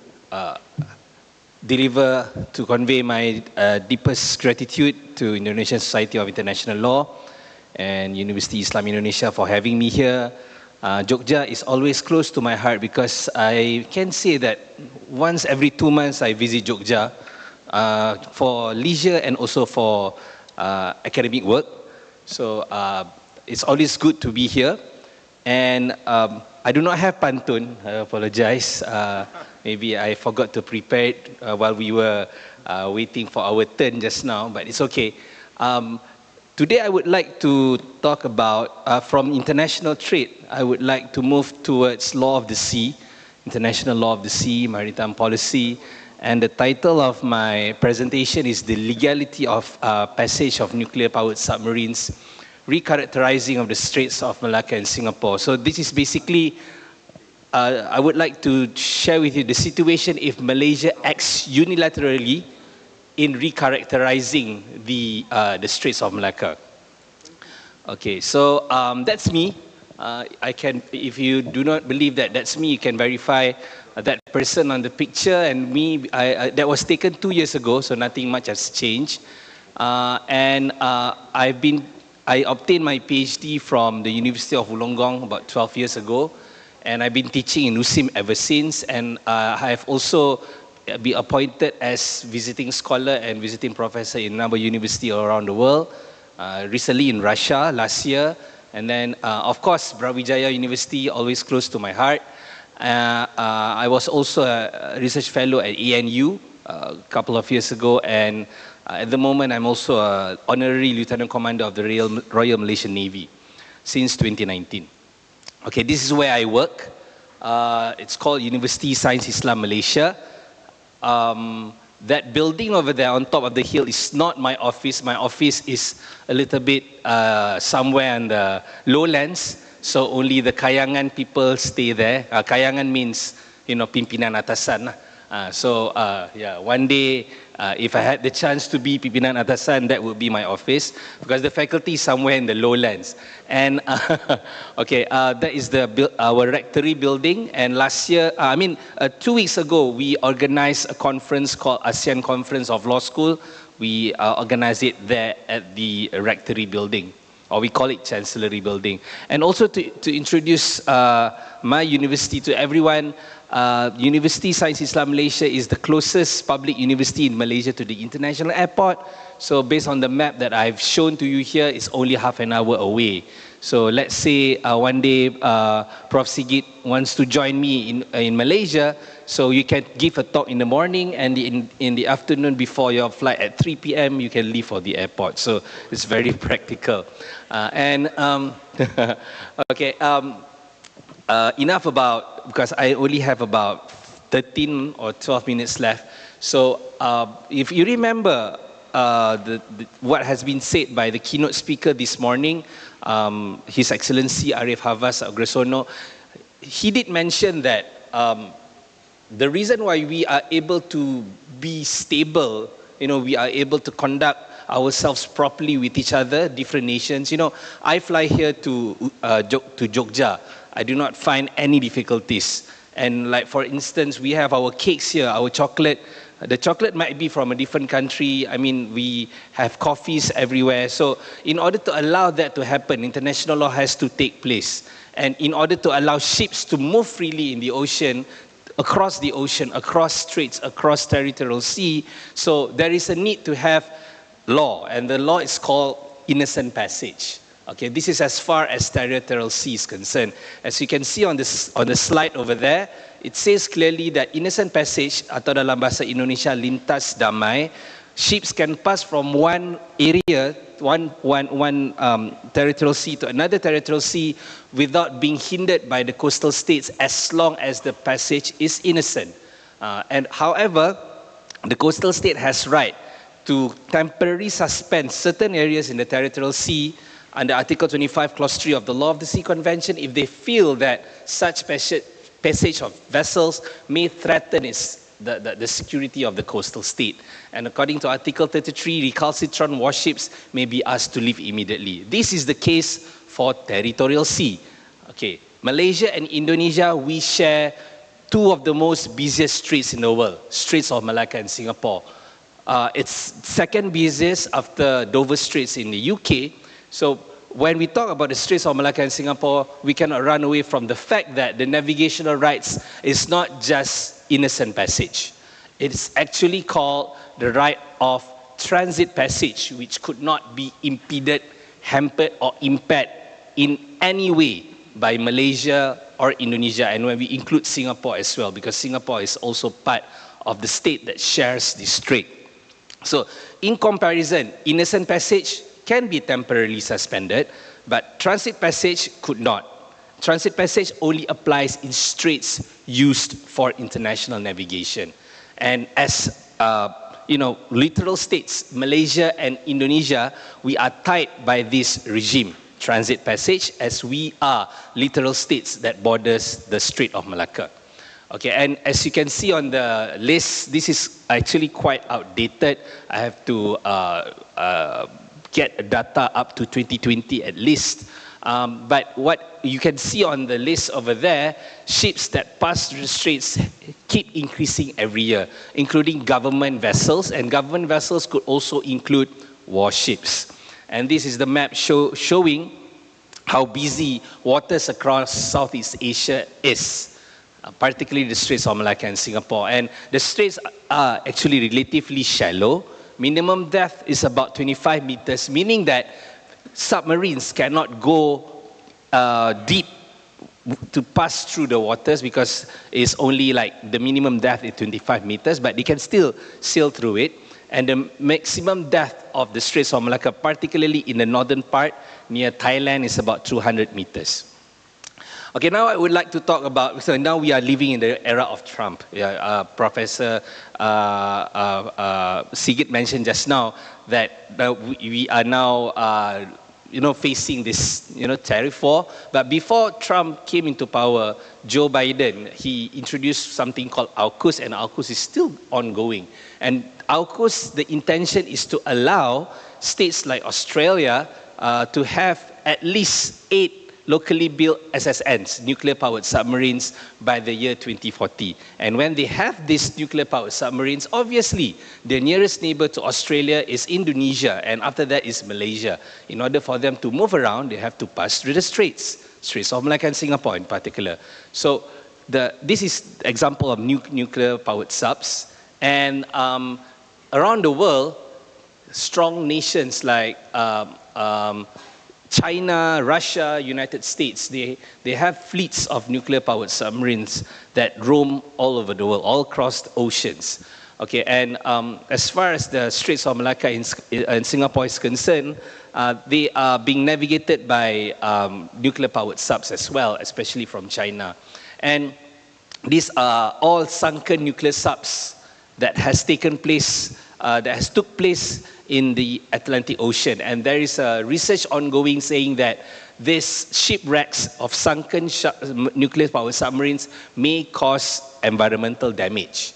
Okay, and to make things worse, okay, I already mentioned this just now, radioactive waste are more hazardous than other waste as these discharges or emit dangerous radiations. I'm no scientist, but what I read from here, I understand that this is not good for the marine environment. Okay, so as far as the Straits of Malacca and Singapore are concerned, it's busy and constricted, and they possess many navigational hazards if these straits are being navigated by nuclear-powered submarines. And in addition, the South China Sea, where Indonesian archipelagic sea lanes 1 run through, is littered with abandoned oil rigs, some at depths of about 100 meters. So what I wanted to say is that the waters across Southeast Asia, particularly sea lines of communication like the Straits of Malacca and Singapore, Indonesian ASLs, are actually waterways that has a lot of navigational hazards. And what happened if nuclear-powered sub pass through it? And luckily there is yet to be accident. What if accidents happens in the future? just to share with you, in 2021, there actually have been an incident involving an American nuclear-powered submarine that hit unknown underwater object in the South China Sea. And this has raised concerns of a potential maritime accident involving a nuclear-powered vessel in this region. Research is ongoing. We do not know the effect just yet, but when we talk about radioactive waste, radioactive accidents, it may not be good, and something has to be done in order to reduce, environmental impact out of this. Okay, so now, since we are talking about unilateralism, what if, because Straits of Malacca is located within Malaysia's territorial sea, what if Malaysia unilaterally recharacterize the Straits of Malacca in Singapore? Okay, at the moment, the right of transit passage is taking place in the Straits of Malacca and Singapore for foreign vessels is because the Straits of Malacca and the Straits of Singapore are being seen as together. And this has always been the definition. Okay, when it is being together, transit passage will apply because it is a strait that connects one part of the high seas and EEZ in the Andaman Sea to another part of high seas or EEZ in the South China Sea. But what if Malaysia unilaterally redefine the Straits of Malacca as separated from that of Straits of Singapore? The Straits of Malacca would then be a strait that connect one part of the high seas or EEZ to a territorial sea of another state, which is Singapore. And according to the law of the Sea Convention, this will redefine, this will basically nullify the application of transit passage to be replaced with non-suspendable innocent passage regime. And what is this non-suspendable innocent passage regime? How can it be different with the one transit passage is? The difference is that it is not subjected to Article 233 of the Law of the Sea Convention that we have to wait until major damage taking place, only then we can take action against the ship. And the right of non-suspendable innocent passage is also subjected to Article 30 of the Law of the Sea Convention. Recalcitrant warship may be asked to leave immediately if they pose threat. This is different with transit passage, which in any way cannot be hampered or impeded. Okay, this is the definition. This is the unilateral. The government of Malaysia have never planned this. This is just my own crazy idea when I was doing my research. Part of unilateralism. Malaysian government has no intention to do this. But if they do this, this would happen. So in a way, it will strengthen our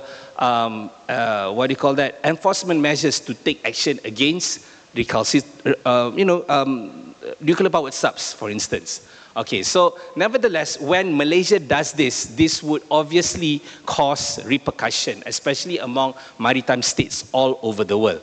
Okay, vessels at the moment enjoy the unimpeded route of transit passage. When it is replaced with non-suspendable innocent passage regime, the level of freedom would be less, and this would spark many countries who are dissatisfied with it, like United States, Singapore, for instance, when Torres Strait was compulsory pilotage was introduced in the Torres Strait. United States and Singapore were the states that strongly opposed to this. Okay, so the reinterpretation of the navigational regime would be highly contentious, obviously, and it will spark mixed reaction. Okay, is this possible? Is this recharacterization, Malaysia's act would be possible? It can be possible because it has been done in Northwestern Passage, where Canada acknowledged, even though Northwestern Passage is part of Canadian internal waters, they acknowledged free transit through the waters, and also for Torres Strait, whereby compulsory pilotage is now being applicable there.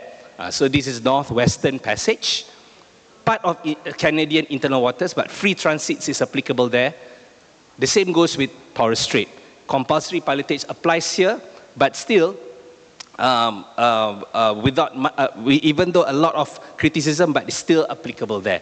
So recharacterizing of Straits of Malacca and Singapore is possible because it has been done in other parts of the world, in Canada and also in Australia.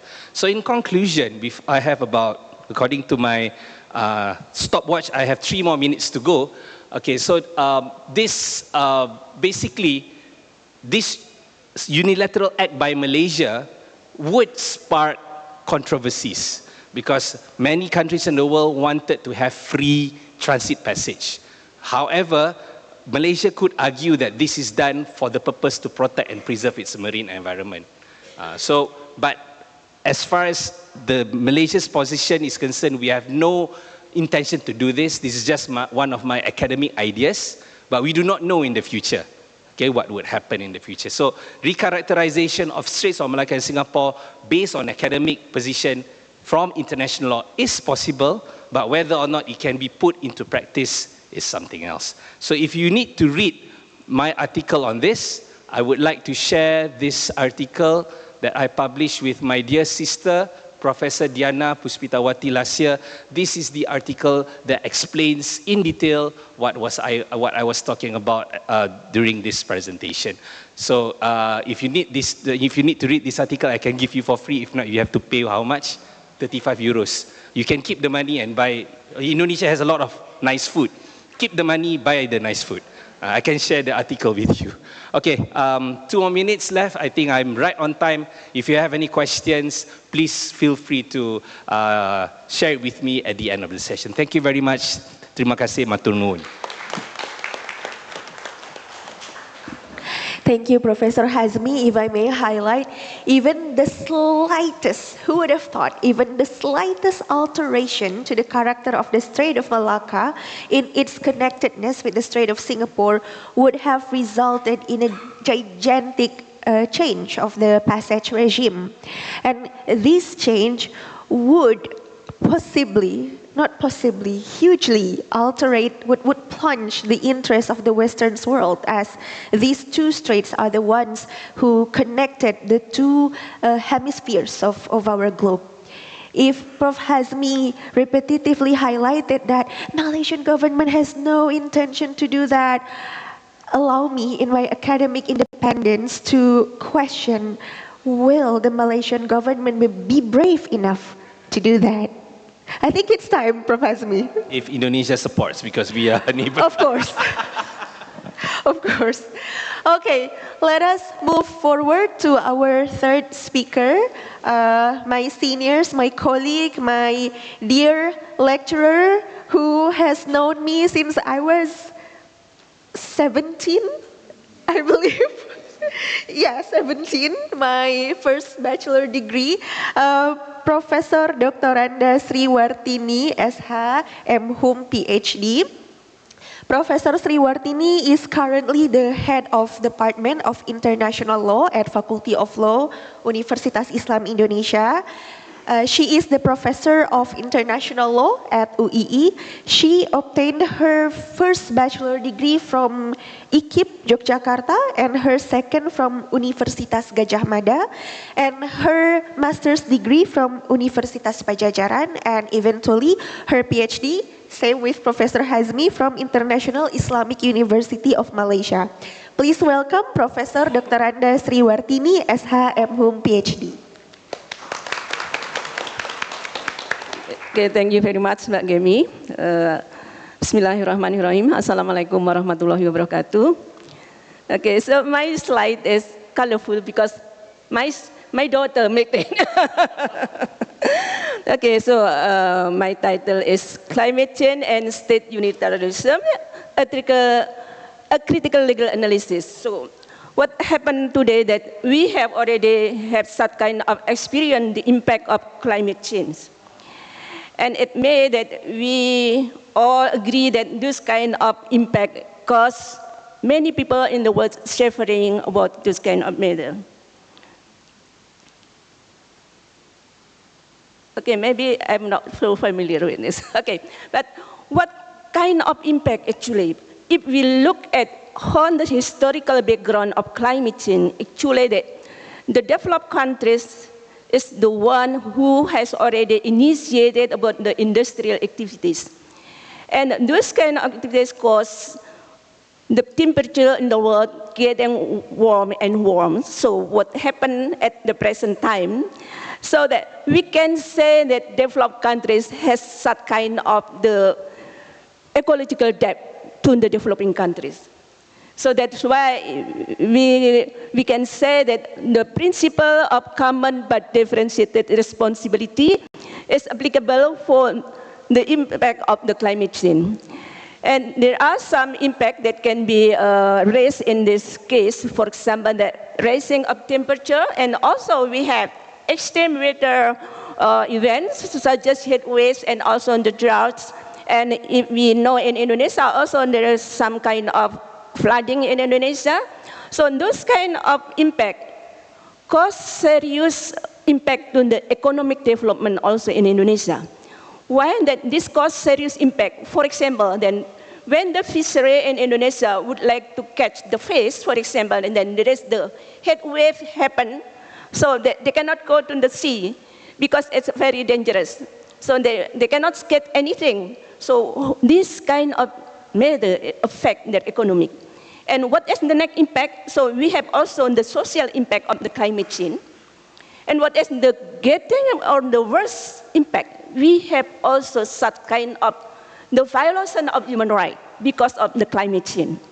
For example, that in Indonesia, for example, we have such kind of agricultural product which is very, we have this kind of method that we need to have this product how to provide about the food in Indonesia.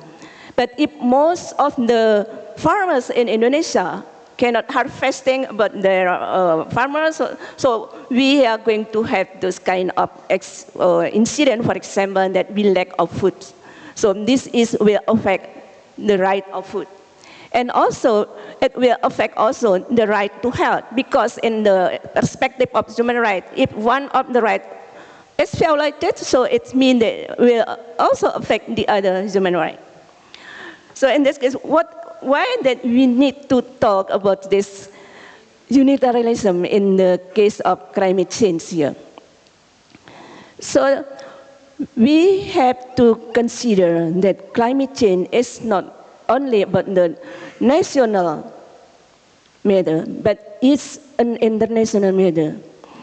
The characteristic of the impact of climate change is not in the single state, but what is the impact here is all over the world, whether the developed countries and developing countries, so that they need to overcome this kind of problem.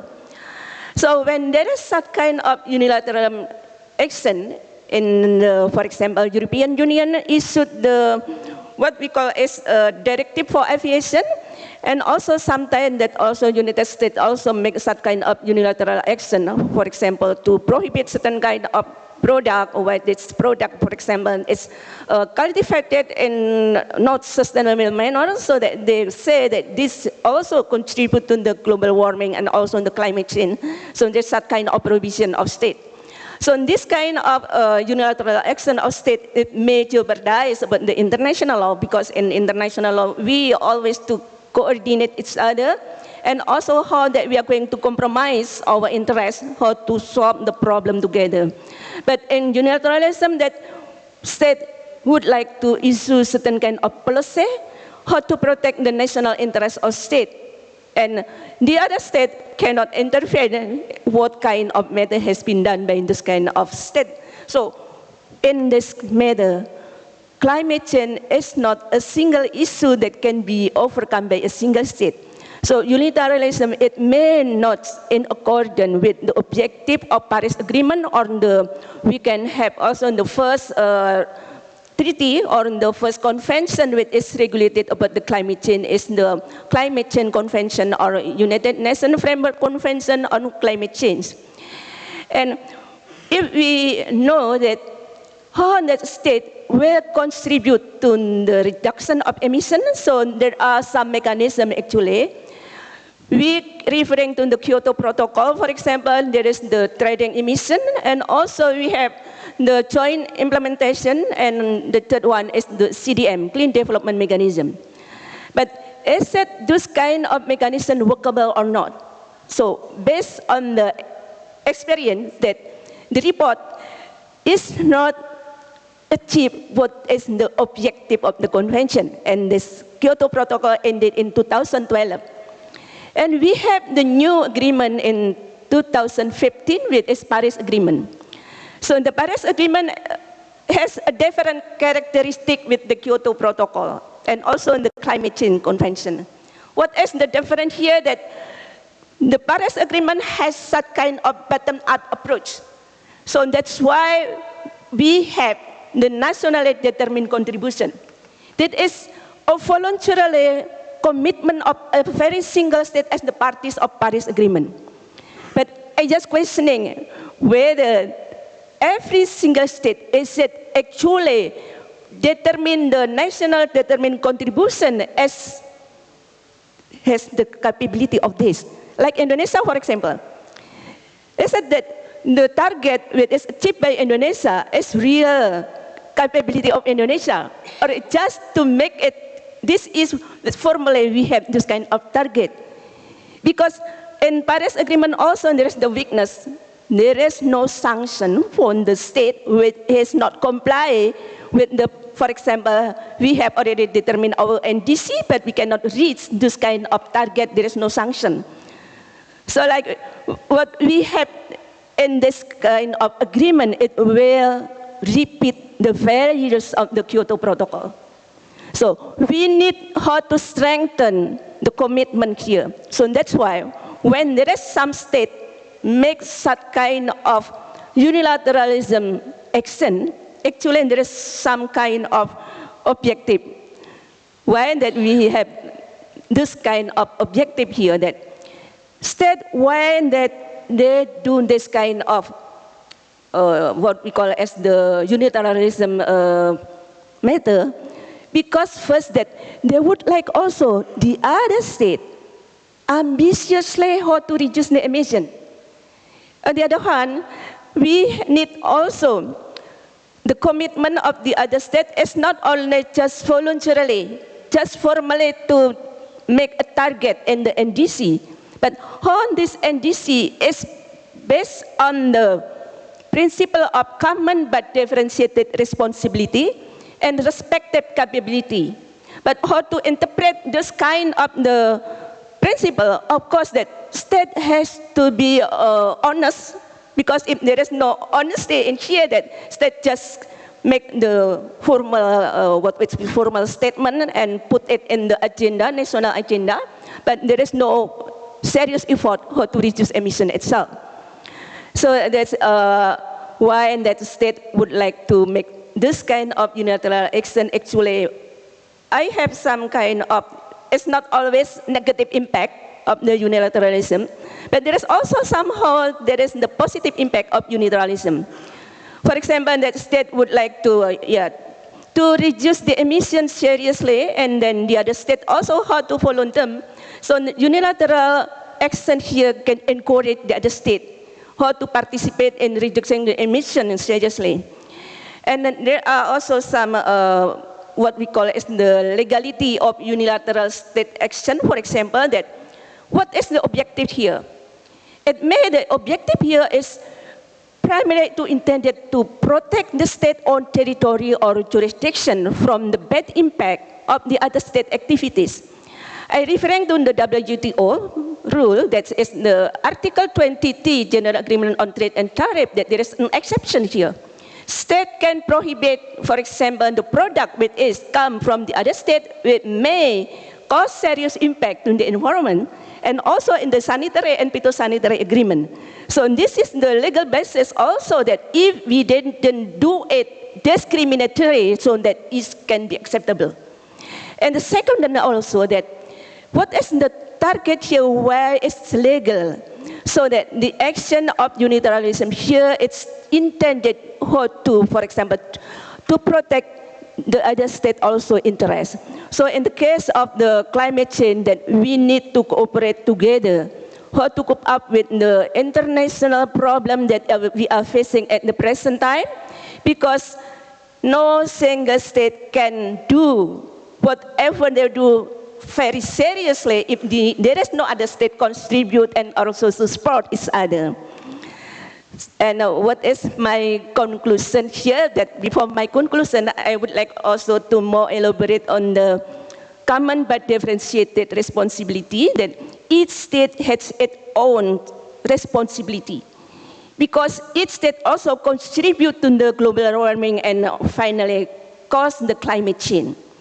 But what is unfair here, like the Inuit people, for example, there is no industrial activities, but they are going to get the most serious impact. They are going to lose their habitat. The ice will melting and then no more place to live. And who is going to be responsible in this case? So we think about that. We are as the present generation, but under, for example, we referring to convention of the climate change convention that it's not only common but differentiated responsibility, but we have also to consider about the intergenerational equity. So in the intergenerational equity, we are as the present generation is not the owner of the earth. We only as the vice children, we have the responsibility how to protect the right of the future generation. I referring to Edith Bronwys, that Edith Bronwys mentioning that in the principle of intergenerational equity, we have three aspects here. The first is the option of resources. Second one is the quality of resources. And the third one is accessibility of resources. For example, in this present time, we can go everywhere and we can take a breath without any kind of equipment because the quality of the air is still good condition. But in somehow, if there is no kind of effort from all of us, so it may, our air is very, we call it, is seriously polluted. And what happened? We have to bring equipment everywhere. If we have money, we can buy this equipment, but how if we don't have money?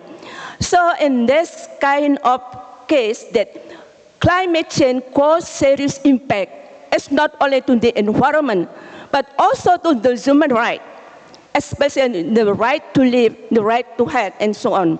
So we have to strengthen our commitment here. It's not only this kind of obligation come to the developed countries, but on that also as developing countries and least developing countries, we have also to be responsible. But of course, it's different responsibility that we can gain.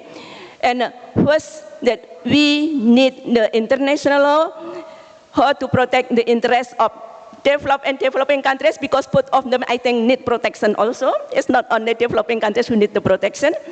And what kind of method that we can use unilateralism in the context of climate change. So we have to specify, and it's not make a generalization that can be accepted on the policy, but we have to specify what kind of policy that can be accepted. Because generally that unilateralism in the context of climate change is not appropriate. Since the character of climate change, the impact is not only a single state, but all over the world. So we need to have the protection, the global concern here together. Thank you very much for listening to me, and please apologize if there are some mistakes. Okay, so terima kasih Mbak Remi. Okay, wassalamualaikum warahmatullahi wabarakatuh.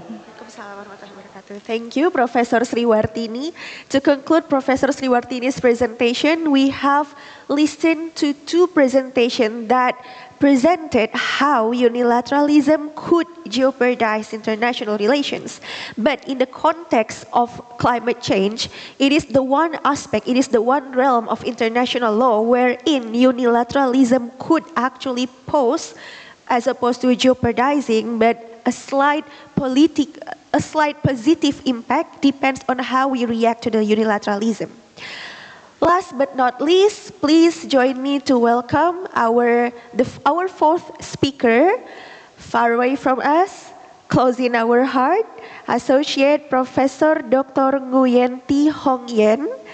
Associate Professor Dr. Nguyenti Hongyen is a senior lecturer and researcher at Hanoi Law University. She focused on the realm of international human rights law, international law of the sea, international environmental law, and climate change. From the course of 2012 to 2025, Associate Professor Dr. Nguyenti Hongyen secures fellowship positions in several institutions, to mention some of them: the Royal Wallenberg Institute of Human Rights and Humanitarian Law at Lund University, Sweden; the Norwegian Center for Human Rights at Oslo University, Norway; the Human Rights Center of Abo Academy University, Finland; the Hague Academy of International Law; and last but not least, the Yosu Academy of the Law of the Sea at South Korea. Please welcome Associate Professor Dr. Nguyen Thi Hong Yang.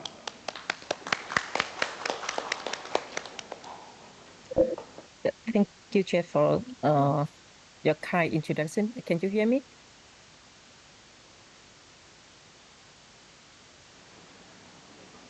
Yes, Professor, you are audible. Yeah, thank you very much. So, distinguished colleagues, ladies and gentlemen, so it's my great honor to greet you all at this important conference. So I would like to extend my heartfelt gratitude to Dr. Dodik for kindly inviting me, and I'm truly proud to serve as one of the key speakers today. So due to certain professional commitments, so I regret not being able to attend in person, but I sincerely hope to visit Indonesia, especially the Islamic University of Indonesia, and meet all of you in person in near future. So today, my esteemed colleagues and I have conducted a joint research entitled Ensuring the Right to Food in the Context of Climate Change, Challenges to Developing Countries in Asia. So it's my pleasure to introduce my Ms. Nguyễn Phương Dung, who will briefly present this study. Thank you very much for your kind attention, and thank you. And Dung, please.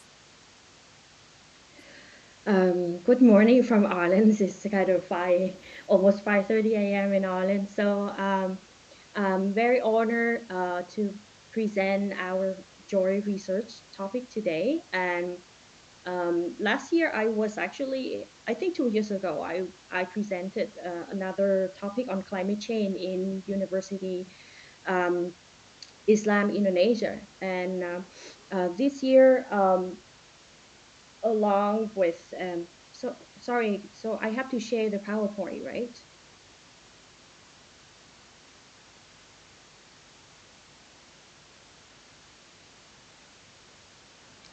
Hello? Yes, Professor, if you need, we will give you access to share the PowerPoint. Yes, please. Yeah, I believe you have given access.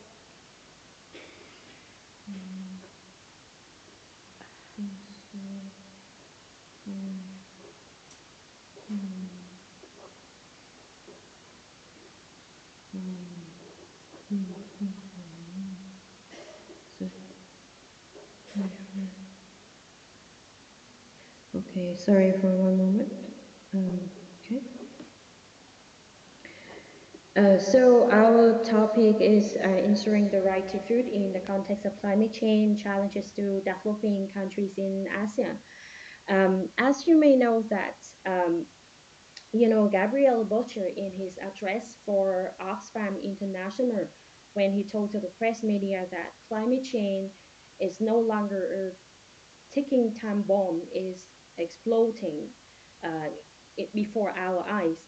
So climate change have caused extreme weather such as droughts, cyclones, and floods, which have increased fivefold over the past 50 years. So this kind of affected our food production and has led to severe food shortages in numerous parts of the world, um, especially parts of the world under the affected hardest by the climate change, such as Southeast Asia. So in the presentation today, we will brief the current situations of climate change and impacts on ensuring the right to food. We also delved into the concept of the right to food, how the right to food is conceptualized, and we move to the relationship between the right to food and climate change. In other words, how climate change affected the right to food, and we also present some regulatory framework in ensuring the right to food in the context of climate change, Following that, to conclude the presentation, we will present some challenges and recommendations. So as you may know that the right to food is a substantive right within the big concept of the right to a healthy environment. And of course, this substantive right is affected severely by climate change. And for years, the world has witnessed climate change and global hunger. In addition to the occurrence of the COVID-19 pandemic, these are major contributors to the increase of the world hunger during the 2019-2021 period. Um, this also climate change also increased the frequencies and intensity of disasters in 2000s. So according to our statistics, we have researched there were 440 events a year and 360 events, extreme weather events a year recorded in 2010s with higher intensities onwards. Um, there were extreme weather events, so we can record heat waves, extreme temperatures, droughts, storms, and these extreme weathers has risen almost 4 times to over 150 events a year, and floods skyrocketed from 30 events a year in 1970s to over 200 events per year in 2000s.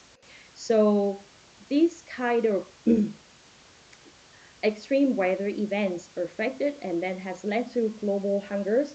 So according to the statistics, so there actually around in Asia Pacific area, it was recorded that around 828 million people in the world still suffer from hunger. And Asia and Africa are the most two continents contributing to the major people impacted by hunger. And this statistic is predicted to increase by 2030. Um, the outlook was not optimistic at all. And according to FAO, Food Agriculture Organization, hunger is expected to affect 670 million people, which accounts for 8% of the global population. And looking at the Asia Pacific area, so we can see that Asia Pacific region recorded the largest number of people affected by hunger. Um, and this will actually, the scenario will become worse with the rise of climate change in the next few years. So we have researched that in the period between 1958 to 2018, um, there are some reports from the United Nations, the UNFCCC reports that the average temperature rise like up to like almost 1 Celsius degree. So it's rose around 0.146 Celsius degree per decade. So that's kind of quite sharp rise at the moment. And also there are some kind of changes in the precipitation, the rainfall, with various and uneven decrease by region. And extreme rainfalls happen in different parts of the world, but actually, like in Vietnam, we have seen that the rain just were not even at all, and there are extreme rainfalls leading to severe floods in the northeast, northwest, north delta, south central, and central highlands. However, there's the discrete rainfalls in the coastal areas of North Central. So the precipitation was not evenly distributed along the country. And there are also other natural disasters happen, such as floods, like land erosion, typhoons and other weather-related extremes such as El Nino and La Nina. In the Mekong River Delta, which we believe the bank of the production of rice in Vietnam, but actually also suffer from the sea level rise in the coastal area. So the salinity levels of the delta is highly affected by the sea water, because the sea water just kind of invaded the um, agriculture, arable land that we use to cultivate paddies. Um, we also have some kind of like statistics about the climate change that Vietnam has suffered, because Vietnam is identified as one of the most impacted countries by climate change and extreme weathers during the period from 1999 to 2018. Um, in 2021, Vietnam ranked in the eighth place in the list of top 10 countries experiencing the most disaster events in the world. And you can see that between 2020 and 2022, we also, exposed to vulnerability and extreme weather events um, associated with climate change. And within recent months this year, we also experienced superstorm that's like Yagi last year, and then the superstorm, the two superstorm happened earlier last month. And like Indonesia, I think that like in ASEAN countries, like almost ASEAN countries, the total economies depends on the weather conditions for agriculture. So most of ASEAN countries are agriculture countries, and agriculture includes livestock husbandry, crop cultivation, forestry, fishery, and is one of the key economic sector, contribute to 15.7% of the national economic growth in 2021. So it's one of the crucial, key economic developer contributor of Vietnam. Um, However, there's still hunger. Hunger still exists in our country, and you can see that like we have reported GHI score about the indicator of the hunger, serious hunger level, and we aim to eliminate, hunger in Vietnam. And um, however, there's some kind of scenario related to climate change, that climate change still affects more than 12% of Vietnam population and reduce economic growth by 10%. So it's pretty serious. Um, okay, so that is the scenarios of the world and our home country. So moving to the most important content, one of the most important content of our presentation, the concept of the right to food. So what is the concept of the right to food? So in general, this is one of the constituent substantive rights in the right to a healthy environment. Um, this is also a component of the right to a standard of living. This right is recognized as one of the human rights, recognized in the Universal Declaration of Human Rights, UDHR, and the International Covenant on Economic, Social, and Cultural Rights, ICESCR. Um, and the Committee on Economic, Social, and Cultural Rights elaborate the realization of the right to food as when every man, woman, and child, alone in or in community with others, has physical and economic access at all time to adequate food and its procurement. There are some kind of concept that people may think that mm, um, the right to food is also a right to nutritious food, which is necessary for a person's health and well-being, as well as means to access to that food. They are kind of misunderstanding that the right to food is commonly interpreted that as a right to be fed, and states are obligated to supply free food to people who need it. However, this is a misconceived idea. The right to food is more meaningful than that, than the right to be fed, and is by nature the right to feed oneself in dignity, in that the satisfaction of people's basic needs is achieved with their own efforts and by using their own resources.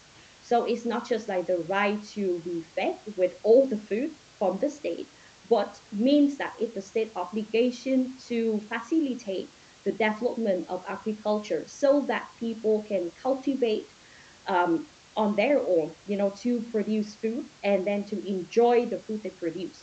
This is also the right to nutritious food, that you provide or you facilitate the conditions for people to to cultivate or to produce food which is nutritious to themselves and in their dignity. So that is the concept of the right to food. um, there is the relationship, or I have to say the right to food and climate change are strongly interconnected. Why is that? According to the United Nations, climate change is the main driver of food security, because food production heavily relies on climate and environmental conditions. That is the reason why they link the right to food to climate change. And climate change has direct impacts because it climate change is the change of the weathers, right? Plainly, if we understand that, and it's caused variations in temperature, rises in atmosphere, rainfall patterns, sea rise levels, ocean acidification, salinity intrusion, etc.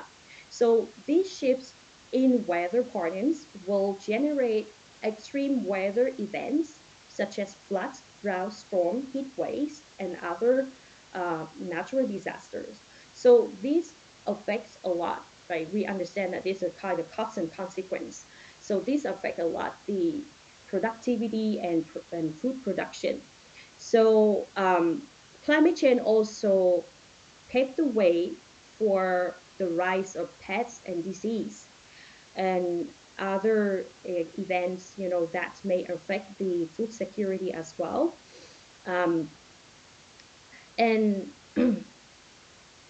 it's recorded that by 2021, 85% of the global population suffer weather event exacerbated by climate change, and 80% of the global population, will be affected towards the global crop production.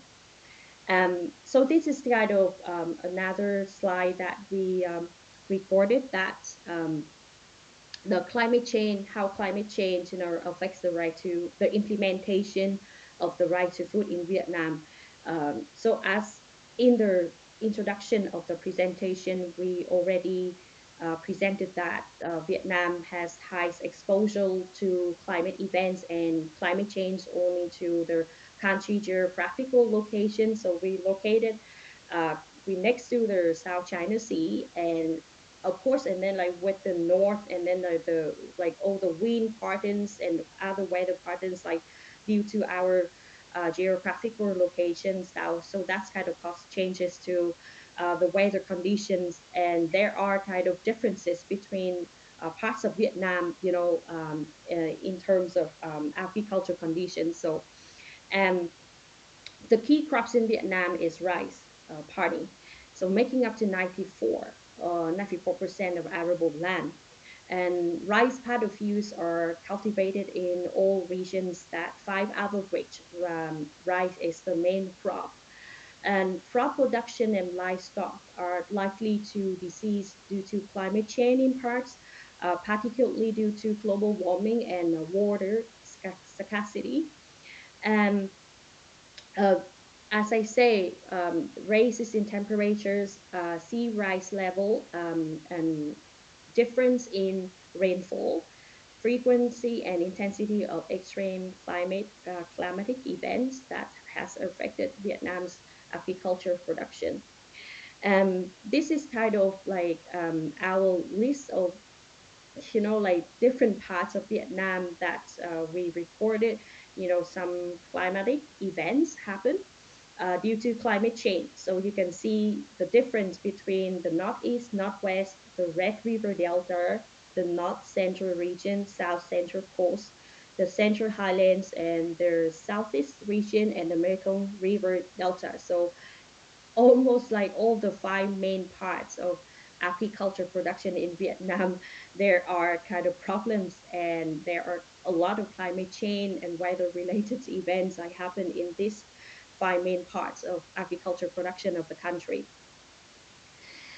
Um, there are also, typhoons that I mentioned earlier, and like some kind of the hardest, the most severe typhoons happen in Vietnam. That's in North 10, and then Typhoon Haiyan, Typhoon Damri. So like several years in a row that we experience like typhoons, and as I say that last month we also experienced, like the storm, 2 superstorm from the South China Sea.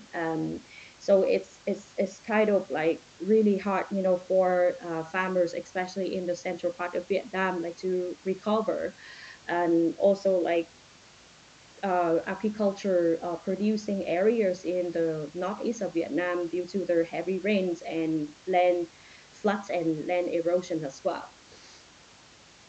So um, so what can we do? What can we do? So what are the challenges towards the realizations and implementation of the right to food in the context of climate change?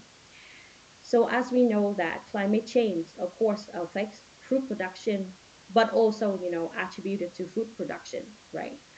Um, um, Food production relies on tremendous natural resources, and without their stability, to ensure this natural resources, like it's really hard to maintain the normal like food production. Um, Also, agriculture sector is it's not only, the like the key economic contributor, but also one of the largest emitter. Um, for instance, cattle, livestock raising generates enormous amounts of carbon dioxide and methane, ethane. Like if you try to make beef or pork here, like red meat production, it's one of the largest emitter in agriculture sector that generate carbon dioxide and non-carbon dioxide emissions. And these kind of emissions contribute to global warming, leading to climate change. So this kind of interconnection between the climate change and food production. As you may see here, that we calculated that according to statistics, that agriculture contributed around 9.3 billion tons of carbon dioxide released into the environment. So making up around like 70% of the global emissions, greenhouse gas emissions. And cultivation and livestock husbandry directly accounted for more than half of the total figure. And land use also, and land chain activities to the use for agriculture for farming contributed to nearly 4 billion tons of carbon dioxide by 2018. So not only, like direct food producing activities like in the fields in farming, but other activities such as transportation of food, food processing, food packaging, and food reservation and overconsumption of food also contribute to large discharge of greenhouse gas emissions. Um, in Vietnam, in the situation, in the context of Vietnam, agriculture sector is also the second largest contributor to climate change. Yeah, after energy generation sector. And you see that we have some data here reported the total amount of emissions that Vietnam created um, from agriculture, right? Um, okay, so what can we do, right? What can we do about the challenges and recommendations to improve and ensure the realization and implementation of the right to food in ASEAN country with the case study of Vietnam. Um, so I just think that like it's really hard if that we have challenges that we need to produce food in order to ensure that people, right, people have the conditions, people have the right to produce food, and it's their obligation to ensure that people have the right to access food, to produce food, to enjoy, nutritious food. But agriculture is also a contributor to climate change in ASEAN country, including Vietnam, where the economies heavily relies on agriculture. Um, so there is no kind of one size fits all for all ASEAN countries. I just think that is a challenge, right? That is a challenge. So that is the biggest challenge. So the recommendation here is it's to along with um, like reform and adopt like policy, greener policies, to ensure kind of green or eco farming. Along with that, they're supposed to be, like solutions that what I learned from experience in European countries, for example, like Ireland. So they have like adopted like eco farmings. So they try to reduce, like the farming areas, and then like transfer, reduce the generation of livestock, emissions, like the red meat, like production. So along with that, they use the energy generated from wind farm. So like it's farm like combined with wind, kind of solar, wind and solar energy, instead of like using the nuclear energy here. So it's kind of greener energy here.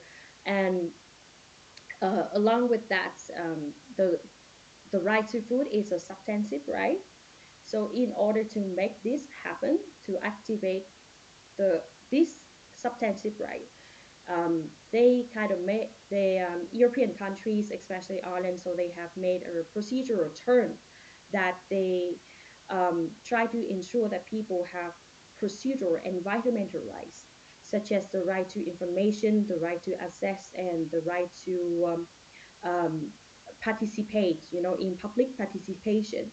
So like everyone here so can have the right to access information, so they can know that any kind of projects that may affect uh, their farming area or some kind of like development like plans from the government.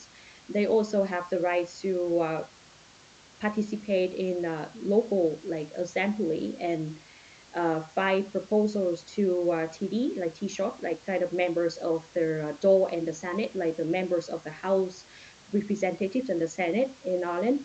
and also the right to justice. That's recently in Ireland they have recent case about the climate change and the rights of people to ensure the food security and the right to food production. So regarding the exploitation of the Turks, it's like the fossil fuels that like farmer has used, but they have to consider, all the members of of the DOL and the Senate have to consider, whether that may block the right to produce food by farmers because they are the main um, the main force of the country. So anyway, just in general, I just think that we try to ensure, reducing carbon emissions generated by agriculture sector by um, adopting the sustainable production model, like let's say like combined with the solar or wind farms, not only like kind of use that land for um, livestock raising or paddy fields only, but also like combined with um, the production of cleaner renewable energy. Also learn from each other, right? Kind of we can, as ASEAN, I think that we can learn the models of European countries and especially try to move forward to procedural term that ensure people have more procedural environmental rights, to um, implement the substantive rights of the right to a healthy environment, which includes the right to food. And also, yes, kind of keep regularly reviewing and assessing the implementation of policies on climate change, adaptation, mitigation, and food security. And in Vietnam, I think that land is valuable natural resource because we small in terms of total area, unlike Indonesia. So I think that like for our home country's government, they should make hard decisions about strategic, priorities on land allocation. So make sure that enough land is attributed to agriculture production, but also, some land that they need to preserve, for forests, for rainforests or something like that, to prevent land erosion and flood especially in the remote and mountainous area in the north and the northeast of Vietnam. And I think that's last but not least, but as I say, ensure the rights procedural environmental rights, especially access to justice, fair justice, and to provide more legal protections to victims and human-induced pollution disasters. So that is the end of our presentation, and thank you for your attention. Thank you for the comprehensive research and presentation, Associate Professor Dr. Nguyen Thi Hong Yen and her colleague, Dr. Nguyen Phuong Dung. If Professor Sriwartini's presentation take us from the helicopter view of how climate change could affect the interstate relations, Professor Nguyen Thi Hong Yen and her colleagues' presentation take us on a lower flight path to see how climate change actually bring its negative impact to one particular country. And it is also interesting to note that in this context, the right to food actually serve as a double-edged sword where the food production relies heavily on the climate condition, but on the other hand, the food production also contributes as the biggest contributor for greenhouse gas emission. So I believe Bapak Ibu, all of you here has saved lots of questions, points to debates, flags to raise to our distinguished speakers. I will open the first Q&A session. Let's start with the first three questioner for the first session. Do we have one? Do we have, this is below my expectation. Okay, we have 2 and we have 3. Okay, first let's go with the one on my left side. Please state your name and institution, sir. Allow me to introduce myself. My name is Putu Matthew Simbolon. I'm a PhD candidate in Universitas Indonesia and also a trade lawyer. My first question is addressed to Prof. Ngurah. First of all, I would like to thank you for honorably mentioning the S618 because I was minorly involved in the investigation process. And my question is related to our current point of view on the U.S. reciprocal tariff. As we can see that both Canada and China are currently challenging this measure under the S633, 634, and 635. But knowing that Indonesia is right now currently focused on bilateral negotiation with the U.S., do you see that if we take stance as a third parties in this trade dispute, will it be significant to ensure that our market access remains secure regardless this chaotic reciprocal tariff? And then my second question goes to Prof. Sri. Yes, well, we do understand that trade and environment are a very contentious 2 branches. And knowing that the ICJ advisory opinion consists of erga omnes obligation for state to prevent the transboundary harm in the extraterritorial way, do you see that this advisory opinion, along with Article 4.2 of the UN Framework Convention on Climate Change, will become a justification for developing countries, especially EU, in implementing their unilateral measures such as EUDR and CBAM? So 2 questions and thank you. Thank you, Mr. Putu Matthew Simbolon. Second questioner, Pak Kris, I believe. Assalamualaikum warahmatullahi wabarakatuh.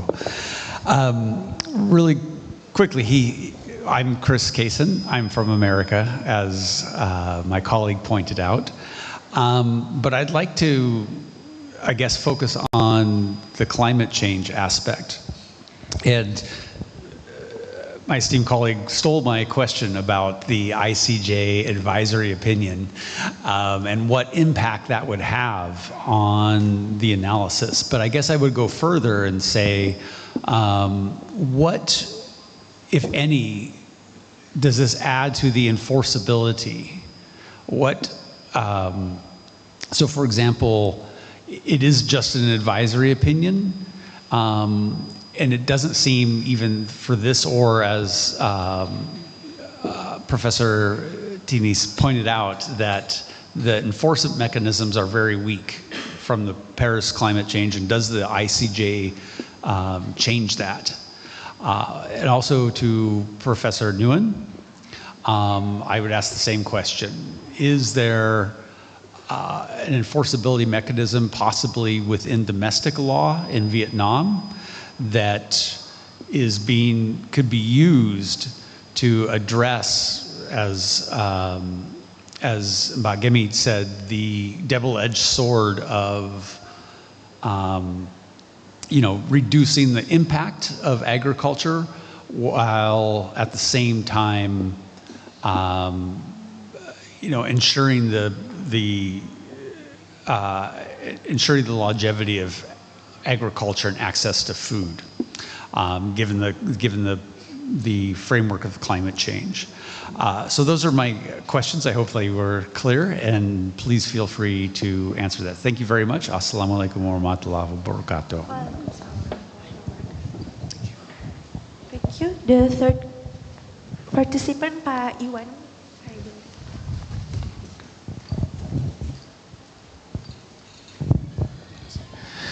Thank you, moderator. My question to Professor Haswi. Yes. Thank you very much for your very interesting presentation. The main question is it possible for Malaysia to recharacterize the Malacca Strait, even though this would amount of unilateral regulation? It might still be attempted, as shown in Canada experience with its internal waters. We all recognize the significance and utility of the Malacca Strait for global navigation, but the concern often raised is related to the construction of its AUKUS submarine by Australia, which will eventually pass through the Malacca Strait if an accident or leakage happened. It could damage or even endanger the strait, but is this truly the main reason? After all, even now, many nuclear submarines from all over the world, from Russia, from Japan maybe, and then from America, already passed through the Malacca Strait and beyond into Indonesia waters. So could there be other more important consideration behind such an idea? The right of innocent passage and transit passage are already established as international practice right now.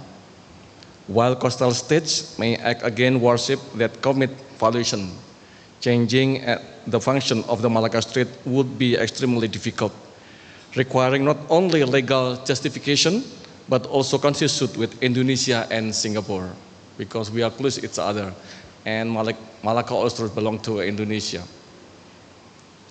This is similar to the long process Indonesia went through in establishing its archipelagic sea lanes. It's very difficult to doing that. Thank you. Thank you, Pak Iwan. I will first give the floor to Professor Sigit to address the question from Mr. Putu Matthew Simbolon regarding Indonesia's stance against the backdrop of the ongoing U.S.-China tension.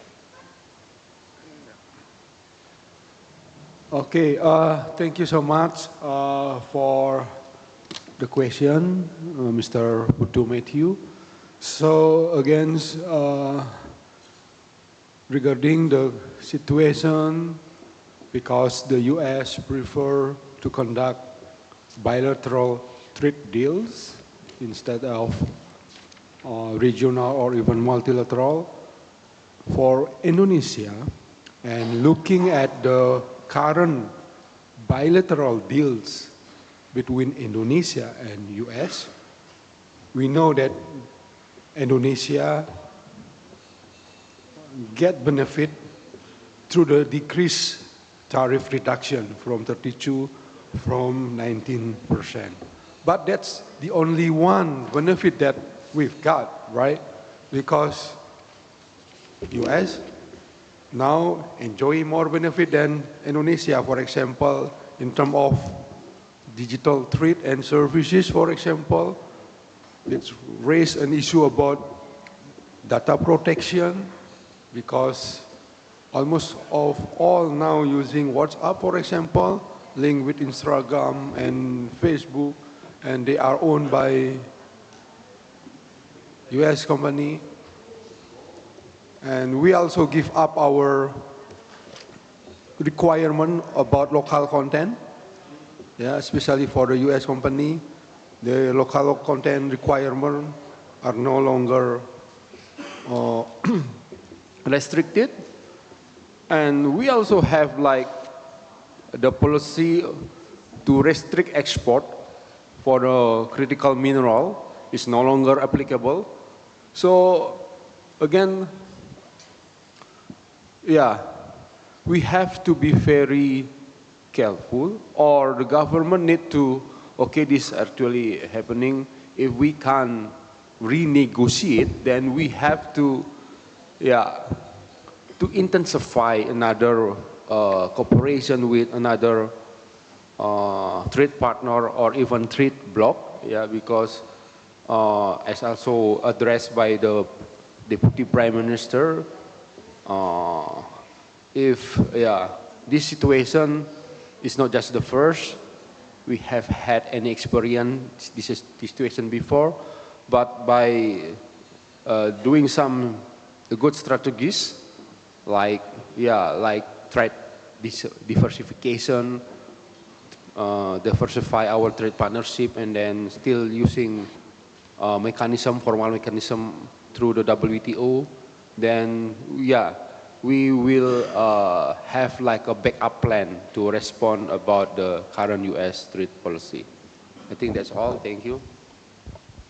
Thank you, Professor Sigit. Pak Matthew? Thank you, Professor, for the response. Just as a short brief, of course, I see that decoupling could be a best alternative also for Indonesia, just like what you said, to enhance our partnership with other WTO member. But what I would like to address in this very conference, I also mean it to be controversial actually, by giving a preferential treatment to the US, this will mutatis mutandisly cause us to violate both Article 1.1 GATT and 3.4 GATT because we will directly discriminatively treat our other trade partners. So yeah, there they go. Right, thank you. I will redirect the following questions to Professor Hazmi. It's the question from Pak Iwan. The diplomatic language is the possibility for Malaysia to actually recharacterize Malacca Strait. The honest language is the challenge for Malaysia. So please, Professor Hazmi. Thank you very much, Prof. Iwan. I know that you are Navy. You are being very practical with regards to the possible recharacterization of the status of the Straits of Malacca in Singapore. So I would like to answer your question based on two perspectives. From the perspective of international law, even if Malaysia choose to do that, we are not in any way going against international law because that is what international law has operated as far as UNCLOS is concerned. Because UNCLOS has mentioned clearly there are straits which is where transit passage applies. There are also straits where transit passage does not apply. So it depends on how states interpret how the nature of the strait is. So according to the law of the sea convention, if the strait connects one part of the high seas or EEZ to another part of high seas or EEZ, according to Article 37, transit of passage applies. But if it connects one part of the high seas or EEZ to the territorial sea of another state, then that would not be the case. Non-suspendable innocent passage applies. That is what international law says, and it is subject and is open to interpretation and reinterpretation. Okay, so that is based on international law and how we interpret UNCLOS. But now let's go towards reality, whether or not in Malaysia, if it chooses, I'm not saying that the government of Malaysia is proposing this. Malaysian government does not propose this. I'm the one who is crazy enough to come up with this article. So my answer to you is that theoretically, it does not violate international law, but how, as far as practice is concerned, it will face a lot of criticism. Number one, it will face a lot of criticism in a way that many countries would not agree with this unilateral reinterpretation by Malaysia. And I believe we also would not have a good clear path in persuading neighboring countries like Indonesia or particularly Singapore, because Singapore is a country that depends on the straits for global shipping. So one way or another, it would not allow any reinterpretation of law which would reduce the free transit of ships. Okay, and then the user states of the Straits of Malacca and Singapore, we also have to consider them. The user states are Japan, United States, Russia. So basically, they will not be in agreement with this reinterpretation. So another part, which I think your question was very, very interesting, is nuclear powered submarine. Is the passage of nuclear powered submarine is the reason?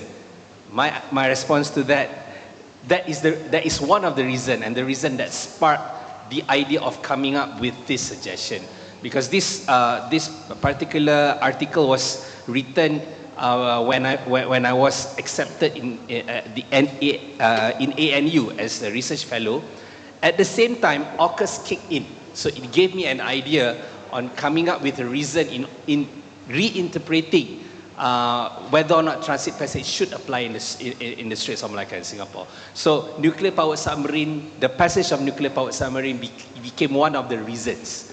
So it can, in the future, I may come up with other reasons as well, but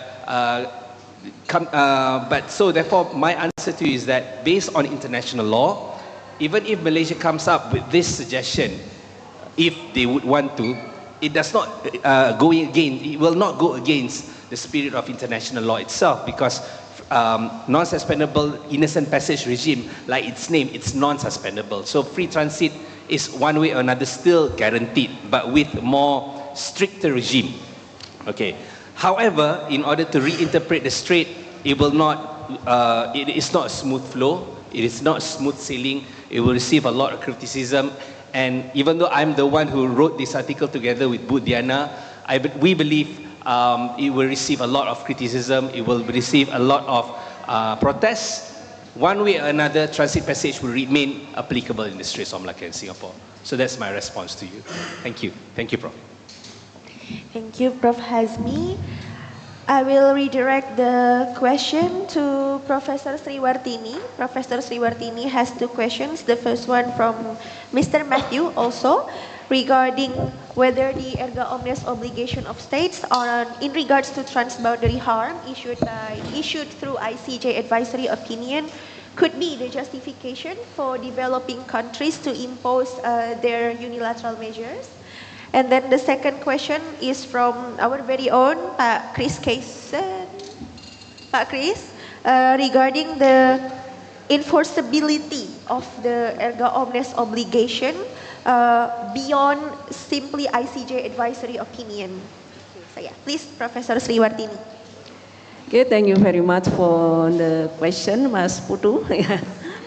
Okay, so that when we talk about trade and environment, so this is very, for me, it's very interesting question, and also that's there is such kind of relationship between trade and environment. For example, when we talk international trade regarding the product which is exported and imported for certain kind of countries may cause serious impact on the environment, or it may also to the human being.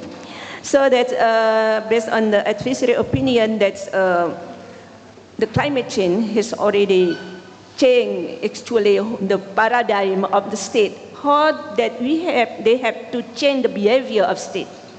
It's not only that they're referring to I can sell product, this kind of product to another state, but how that we can cope up that those kind of product in the state of the process of production, starting from the process of production, and then also when they have finished to consume this kind of stuff, so that we have always to consider about the waste, right?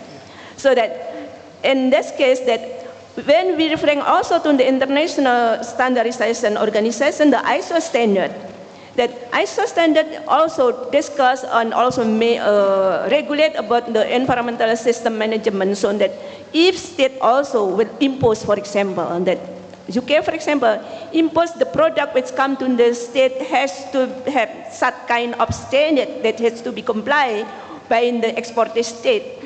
So that as far as this kind of requirement on the condition will be applied for the national product, we're not again with national treatment of a state, right? So that we do the same thing. Like when we talk about the asbestos case, so we're referring to the case of the France, right?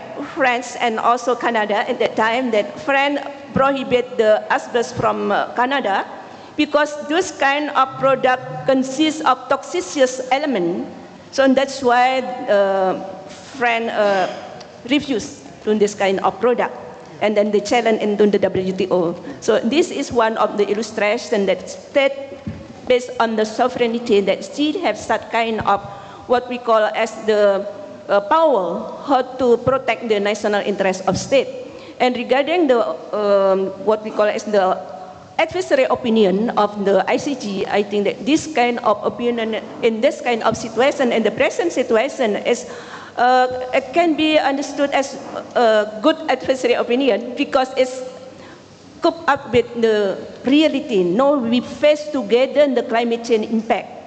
We don't not, if we don't go together, how to, for example, to make an enforcement, like what national determined contribution, every state has that kind of commitment, but we don't know exactly whether this kind of capability is based on the respective capability or not. Even if, for example, Indonesia would like to reduce 40% during 5 years, it means Indonesia actually has the capability more than 40, for example. So by doing business as usual, that Indonesia has already reached this target, right? So this is not fair, I think. So then when I also referring to your question, is it possible that state use the unilateralism as far as the target is how to protect the global common, and this kind of policy will not discriminate to one to another state, so it will be accepted. Okay? And for Pak Chris, I said that advisory opinion can be enforceable or not. We understand that advisory opinion is soft law, it's not legally binding, so it depends on the political will of state. If we consider that this is a good for us, for all of us, because we live in this same earth. If, for example, we don't care about this, so we are going to be the, like what is tragedy of the common. Maybe we ever read about this statement that when we utilize the public good without considering what is the impact, so we are going to be the victim at the same time. So is it enforceable or not will depend on willingness of the state, and we are going also to see whether this kind of rule, it will be a state practice or not. When state also not apply this kind of rule, that every single state has to contribute how to mitigate about the climate change, and they apply in the national law, and also the relationship between state and some kind of activities such as trade also, and this is become state practice and recognized as law, even though that how to become customary international law, it means become legally binding, need long time how to achieve this one. But if state has the same commitment, I think that state practice, it will be one of the requirement of customary international law will be easily to be achieved. I think that's my answer. Thank you on the question. Thank you, Professor Sriwartini. Is Professor Nguyen still with us on the Zoom meeting? Yeah? Okay, Professor Nguyen, there is one question from Mr. Christopher Kaysen, also regarding the enforceability of the erga omnes obligation bound under the ICJ advisory opinion, but particularly how would the Vietnamese domestic law address the issue in regards to the right to food, and how the food production contributes to the greenhouse gas emission? Professor Nguyen. Thank you, Dr. Chris Carson. It's nice to see you again. So in response to your questions, recently we have witnessed a historic landmark of ICJ advisory opinion addressing climate change, and this is the very first time that we have seen that state obligations to address climate change is finally recognized in an advisory opinion by ICJ. I would like to share my Professor Dr. Ian and my research on advisory opinion, because recently we have published an article on advisory opinion by international courts, and from our perspective, climate change is not only a legal issue but also a highly political one. So even though, for example, ICJ has dismissed the argument suggesting that jurisdiction should be denied based on a state's motives, right? But advisory opinions addressing climate change include both aspects of the absence of consent from affected states and the strong political implications. So the weakness, I think the weakness of advisory opinions by international courts.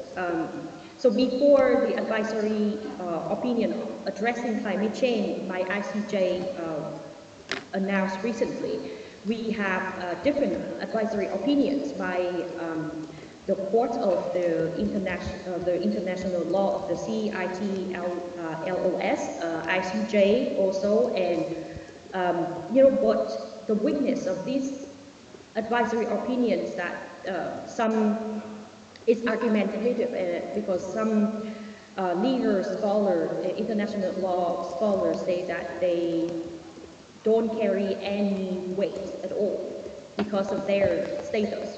They not binding, they non-legally binding, unlike the award, right, by international court, for example, ICJ in contentious cases, which are binding to parties participated in that contentious case. Advisory opinions are not binding. So when an advisory opinion conflicts with state position, right, states are likely to emphasize its non-binding nature. This also happened in the case, the UK, in the Caribbean Archipelago advisory opinion case. And some legal scholars criticize the, use of advisory opinions in dealing with burning legal international law issues because they highlight the fact that that parties should resolve, like those states should resolve, through diplomatic channels or other peaceful settlement, not using advisories, because the use of advisory opinions will undermine the state sovereignty. That they may send, file a request for advisory opinion, and to avoid, to obtain the state consent. So it's really difficult to, predict that whether with the advance of advisory opinion will change the state enforcement or not. So I think it depends on the state interest itself. Regarding Vietnam, and I just think that I think our home country has responded very well to climate change policies, and we have participated in the sustainable development goals, and we aim to eliminate hunger, and following SCG, to address 12 or 13 to address hunger and also climate change. There will be a lot of work to do, I have to say, especially there are disparities in terms of politics and legal implementation in Vietnam and even like other ASEAN countries in the same region. It's challenging. I have to say it's challenging because I think the solution here is just to try to move forward to procedural environmental terms, like in Euro years that they have signed the Aarhus Convention that activate the 3 pillars of procedural environmental rights, that they empower citizens, to participate, to access to fair justice and access information. So I have to say that it's a kind of long-term journey, and it's a kind of long run. So I hope that that's somehow, I think that it's your question is not like comprehensively answered, but it has for us to predict, like the enforcement will be better or not, because it really depends on the countries and the governments, the governing governments itself. Thank you. Professor Ian, if you want to add any opinions, thank you. Yeah, thank you for Zoom. So following my colleagues' opinions, I also talked about the domestic mechanism for responding to climate change in Vietnam. So the ICJ advisory opinion, though not legally binding, and provides a strong normative guidance that can be softly internalized into Vietnam strategy, decrees, and technical standards.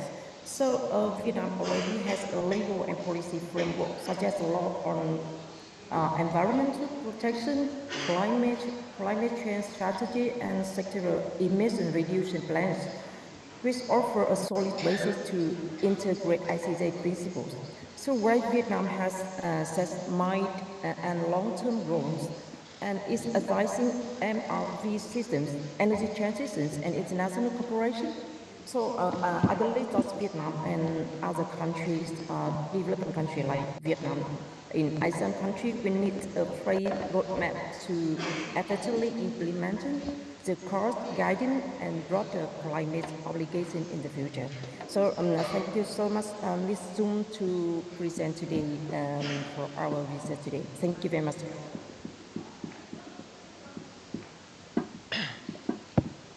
Thank you, Professor Nguyen and Ms. Dung.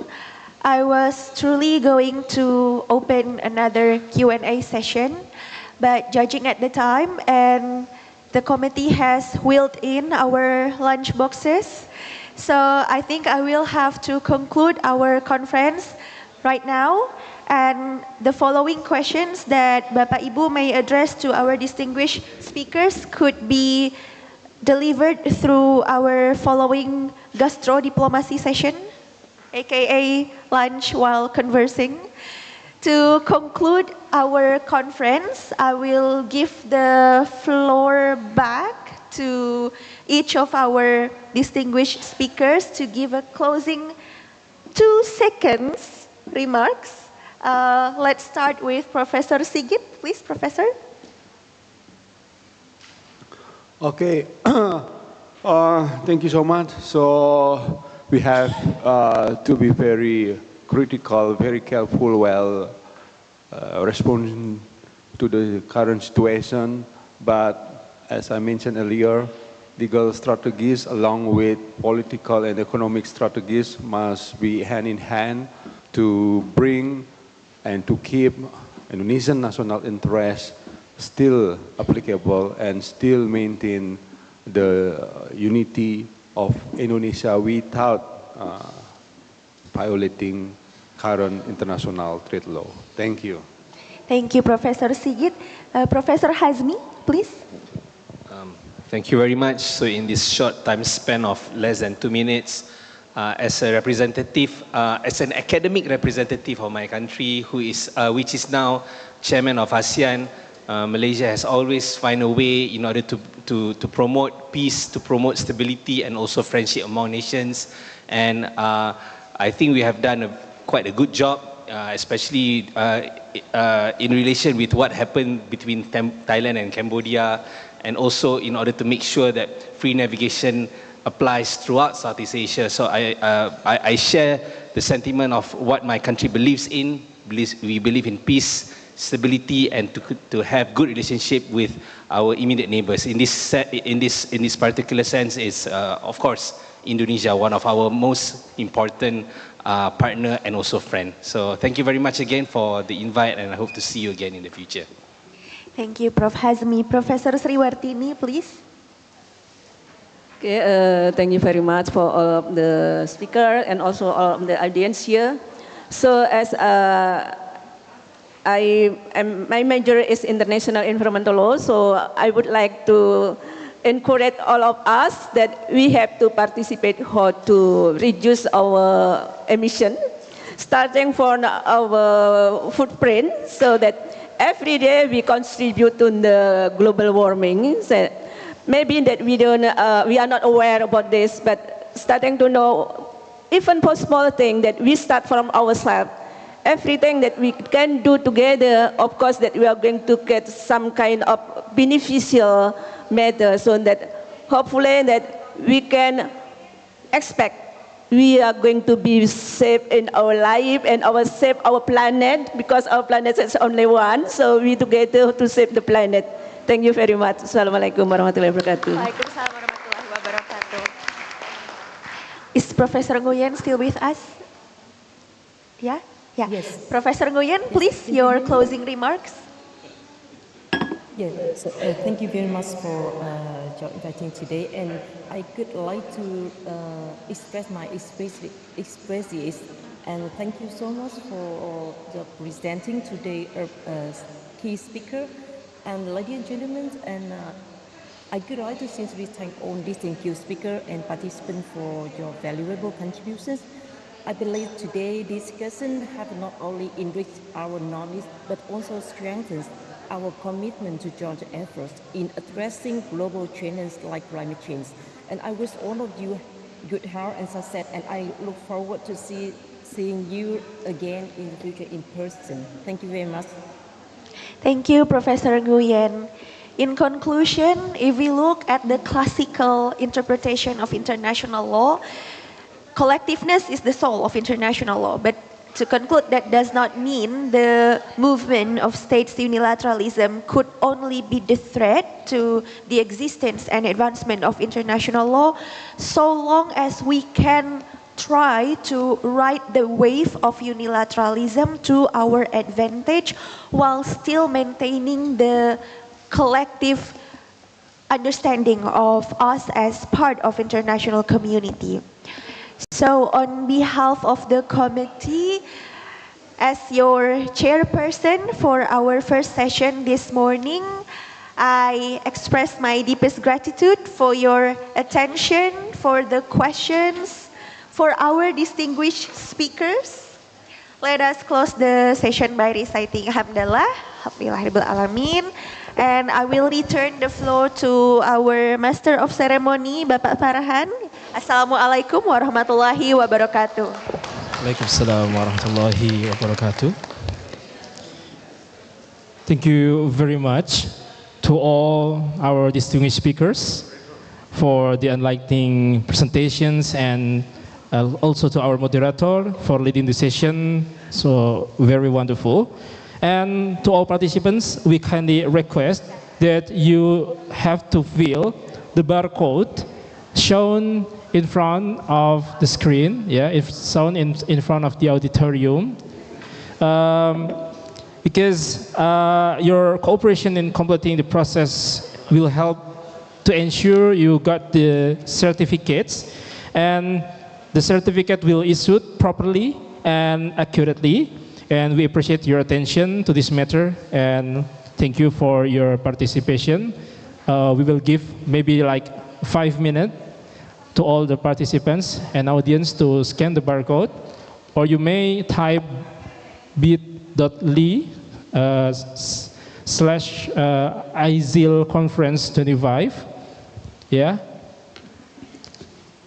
Once you submit the form, then be sure that you will get the certificate. Thank you.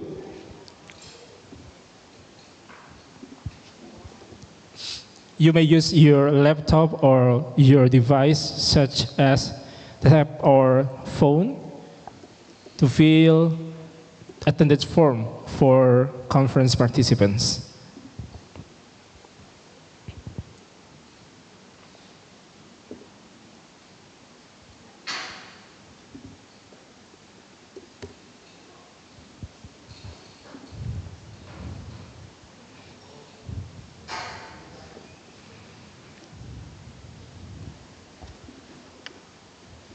Is there any technical announcement from the committee, Ms. Gemi, or other, for the next session?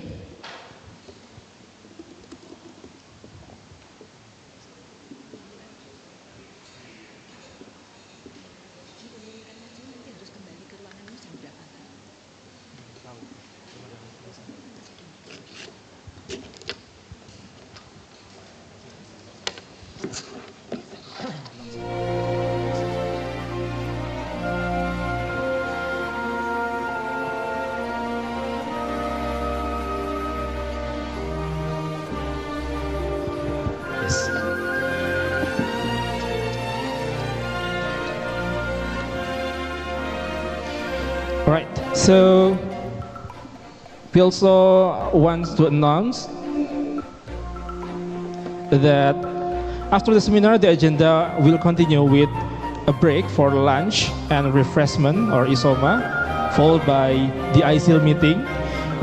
For all the audience, we already serve for the lunch in the south side of the auditorium.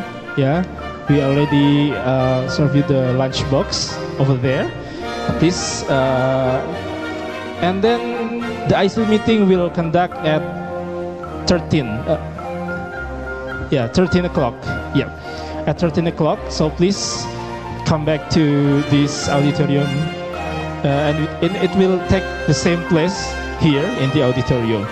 And we would also extend our heartfelt appreciation to all the audiences for your excellent enthusiasm and critical questions and lively participation in today's discussion.